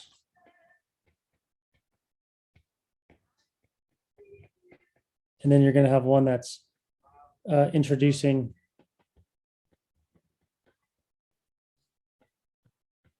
new experimental results or altering it in some way.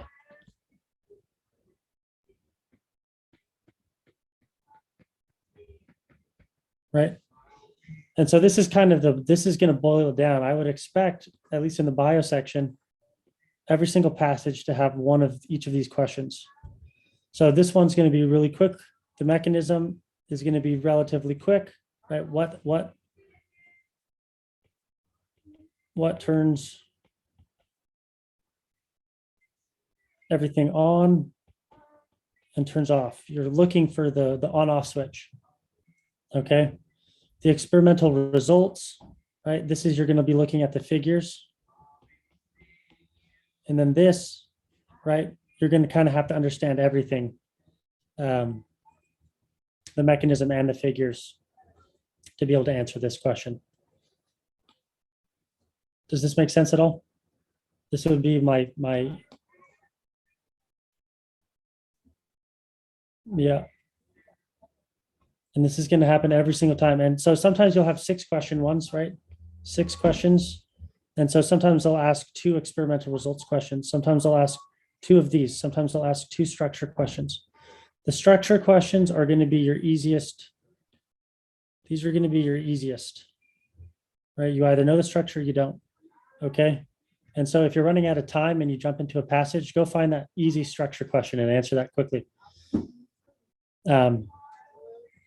You know, the mechanism is probably the second easiest question. The experimental results, you kind of need to know the mechanism and the figures, right? So it kind of goes in order of difficulty here too.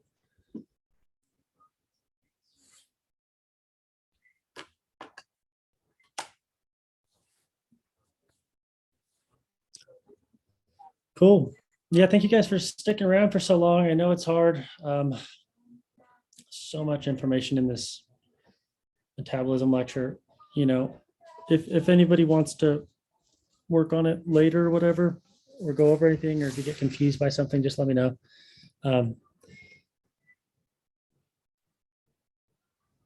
Oh wow, yeah, go get some food and some sleep.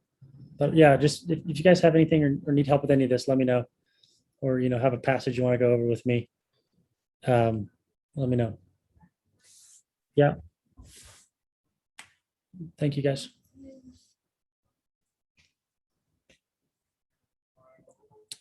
So you're going to see a lot of these types of passages in your practice exams. And so that's why you want to get us through as many of those homework phases as you can. And I don't know when you're taking the MCAT, but if you're taking the MCAT in January, I would say you should start to schedule your first full-length practice exam if you haven't. Maybe the week of Thanksgiving, maybe the week after. And I can work with you on if you're March, then you can spread out a little bit, so you can actually focus more, right? And so there's this thing right here. There's this thing that happens where you've learned all this content and you need to start to translate the content. You need to start to translate these really convoluted things from your content and just kind of simplify them down. And like, what does that actually mean? It's just a knockout, right? Right. You know, what is this tolerance test? It's just, I'm injecting glucose. What happens? Right. So, you know, there's going to be this learning curve when you start doing your full lengths, where you can start to decipher these much quicker. Yeah. And just exposure to these. And that's why these full length practice exams are very important. And that's why when you do your first full length practice exam, you're going to crash and burn, right? Most people, right, will score, I don't know, right around a 500 on their first one, and they're going to slowly but surely move up. And you're going to get, let's see, yeah, you're going to have this fluctuation pattern.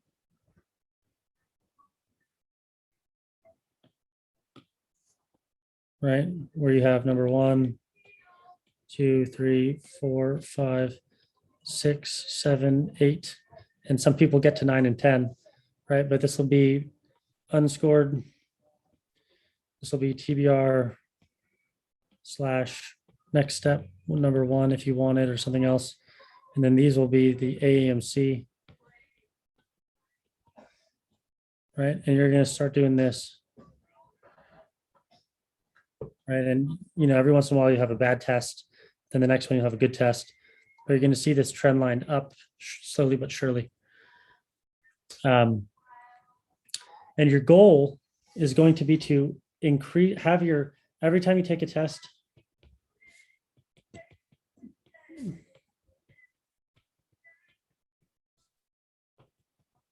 FL,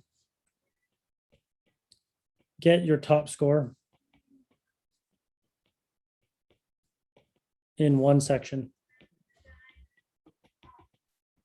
Sometimes you'll get it in 2 sections, sometimes you'll get it across the board. Okay. Yeah, so if you guys are doing March 12th, that's really nice. You're gonna have a little bit extra time. And I think if you can do a full length test once a week, you're gonna be in really good shape. A lot of people, what most people do is they do 2 a week or 2 every 8 days for 5 weeks. And you'll realize really quickly that you're going to be totally mentally fried. Your brain's going to be just total mush, but it's possible.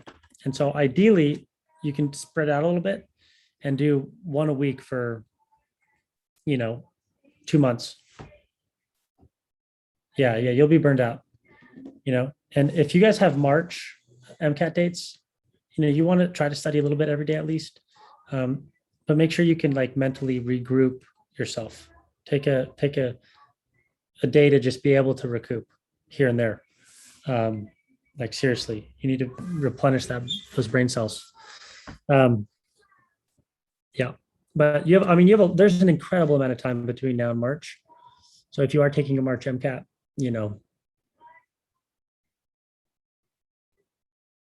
yeah.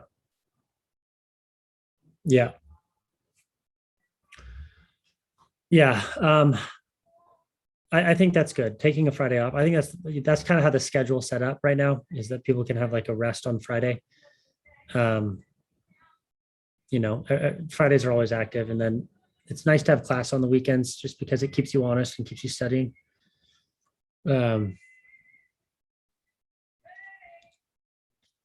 yeah, I think it's, you want to get through as many of those homework phases as you can. Again, the magic number seems to be right around 70% before you start doing your full lengths. And then once you get into your full lengths, you can keep chipping away at those. If you have access to other section banks or whatever, those are good too, in between your full lengths. But practice questions will be the name of the game.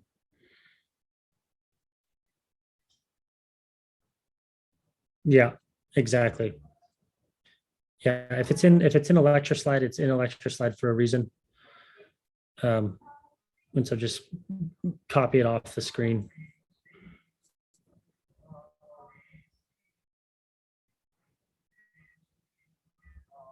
Yeah, UWorld is good. UWorld is good. I think the best way to study for the MCAT is to do the TBR books first, right?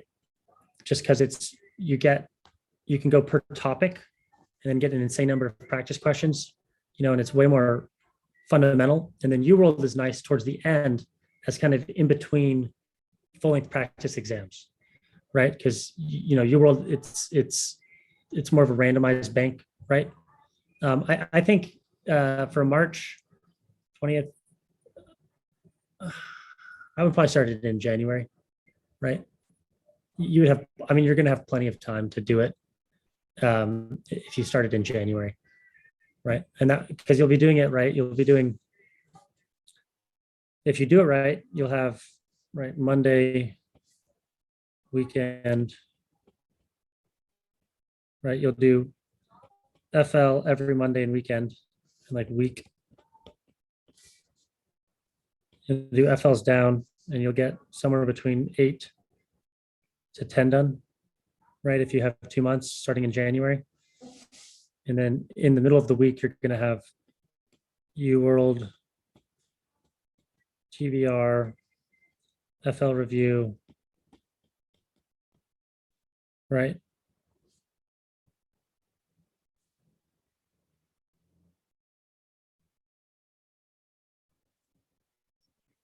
Yeah, there's 2000. I think it'll be good for the psych and social section.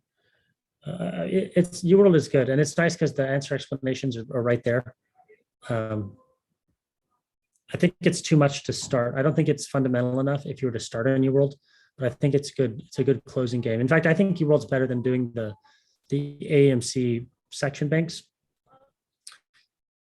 Because the AMC section banks are just a little too watered down. They're good because they're like the very much so the AMC style, right? You can get as close to that as you can because it's obviously written by them, but it's just a little bit easier, right? So I think UWorld is a little bit more challenging, which I prefer to do practice questions that are way harder, right? Like the TBR ones will kick your ass, and then you get on your MCAT and they feel like it's much, much easier. Yeah. Yeah, that, I mean, Olap, you're going to have honestly perfect timing if you can do that, right? You'll have a much less rushed foundation. And then you can, slow down on those practice exams. Because when you do those practice exams, you need to review them. You need to review every single question, even the ones you get right. You need to redo the passages that you bombed, right? So imagine if you have like a passage like this and you just totally chunked it with the time restraints. You need to go back and figure out if there was a strategy that you could come up with or a way to speed it up, right?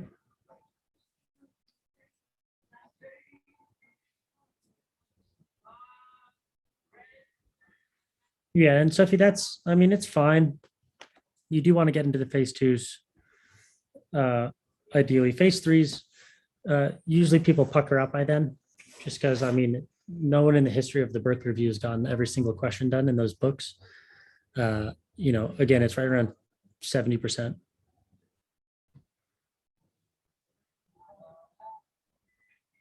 And yeah, exactly. That's the whole strategy, right? Is that the TBR books skim through the chapter and the questions are designed that they're so hard that you're going to end up needing to go back to the chapter anyway, right? You're going to be like, oh, I don't know how this came about. And then you're going to need to go back to the chapter. And that's when you're really going to, because if you read something, I'm not sure if Todd's talked about this with you guys, but if you read the chapter, you have this very big false sense of confidence. Oh, I know everything, I know the citric acid cycle so well. And then you go get a question on it and you really don't know it until you've gotten a question and you see how it's connected to other things and how a question might be phrased or, so you can start to actually picture the mechanisms in your head. And so that's why it's better to skim the chapters, focus on the questions, because they're going to force you to go back to the chapter.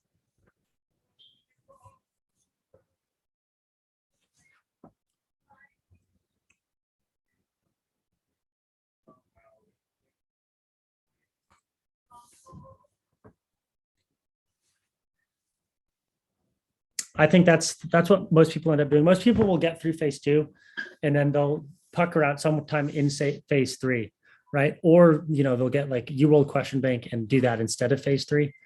I think that's also a good strategy. Yeah, exactly. Right.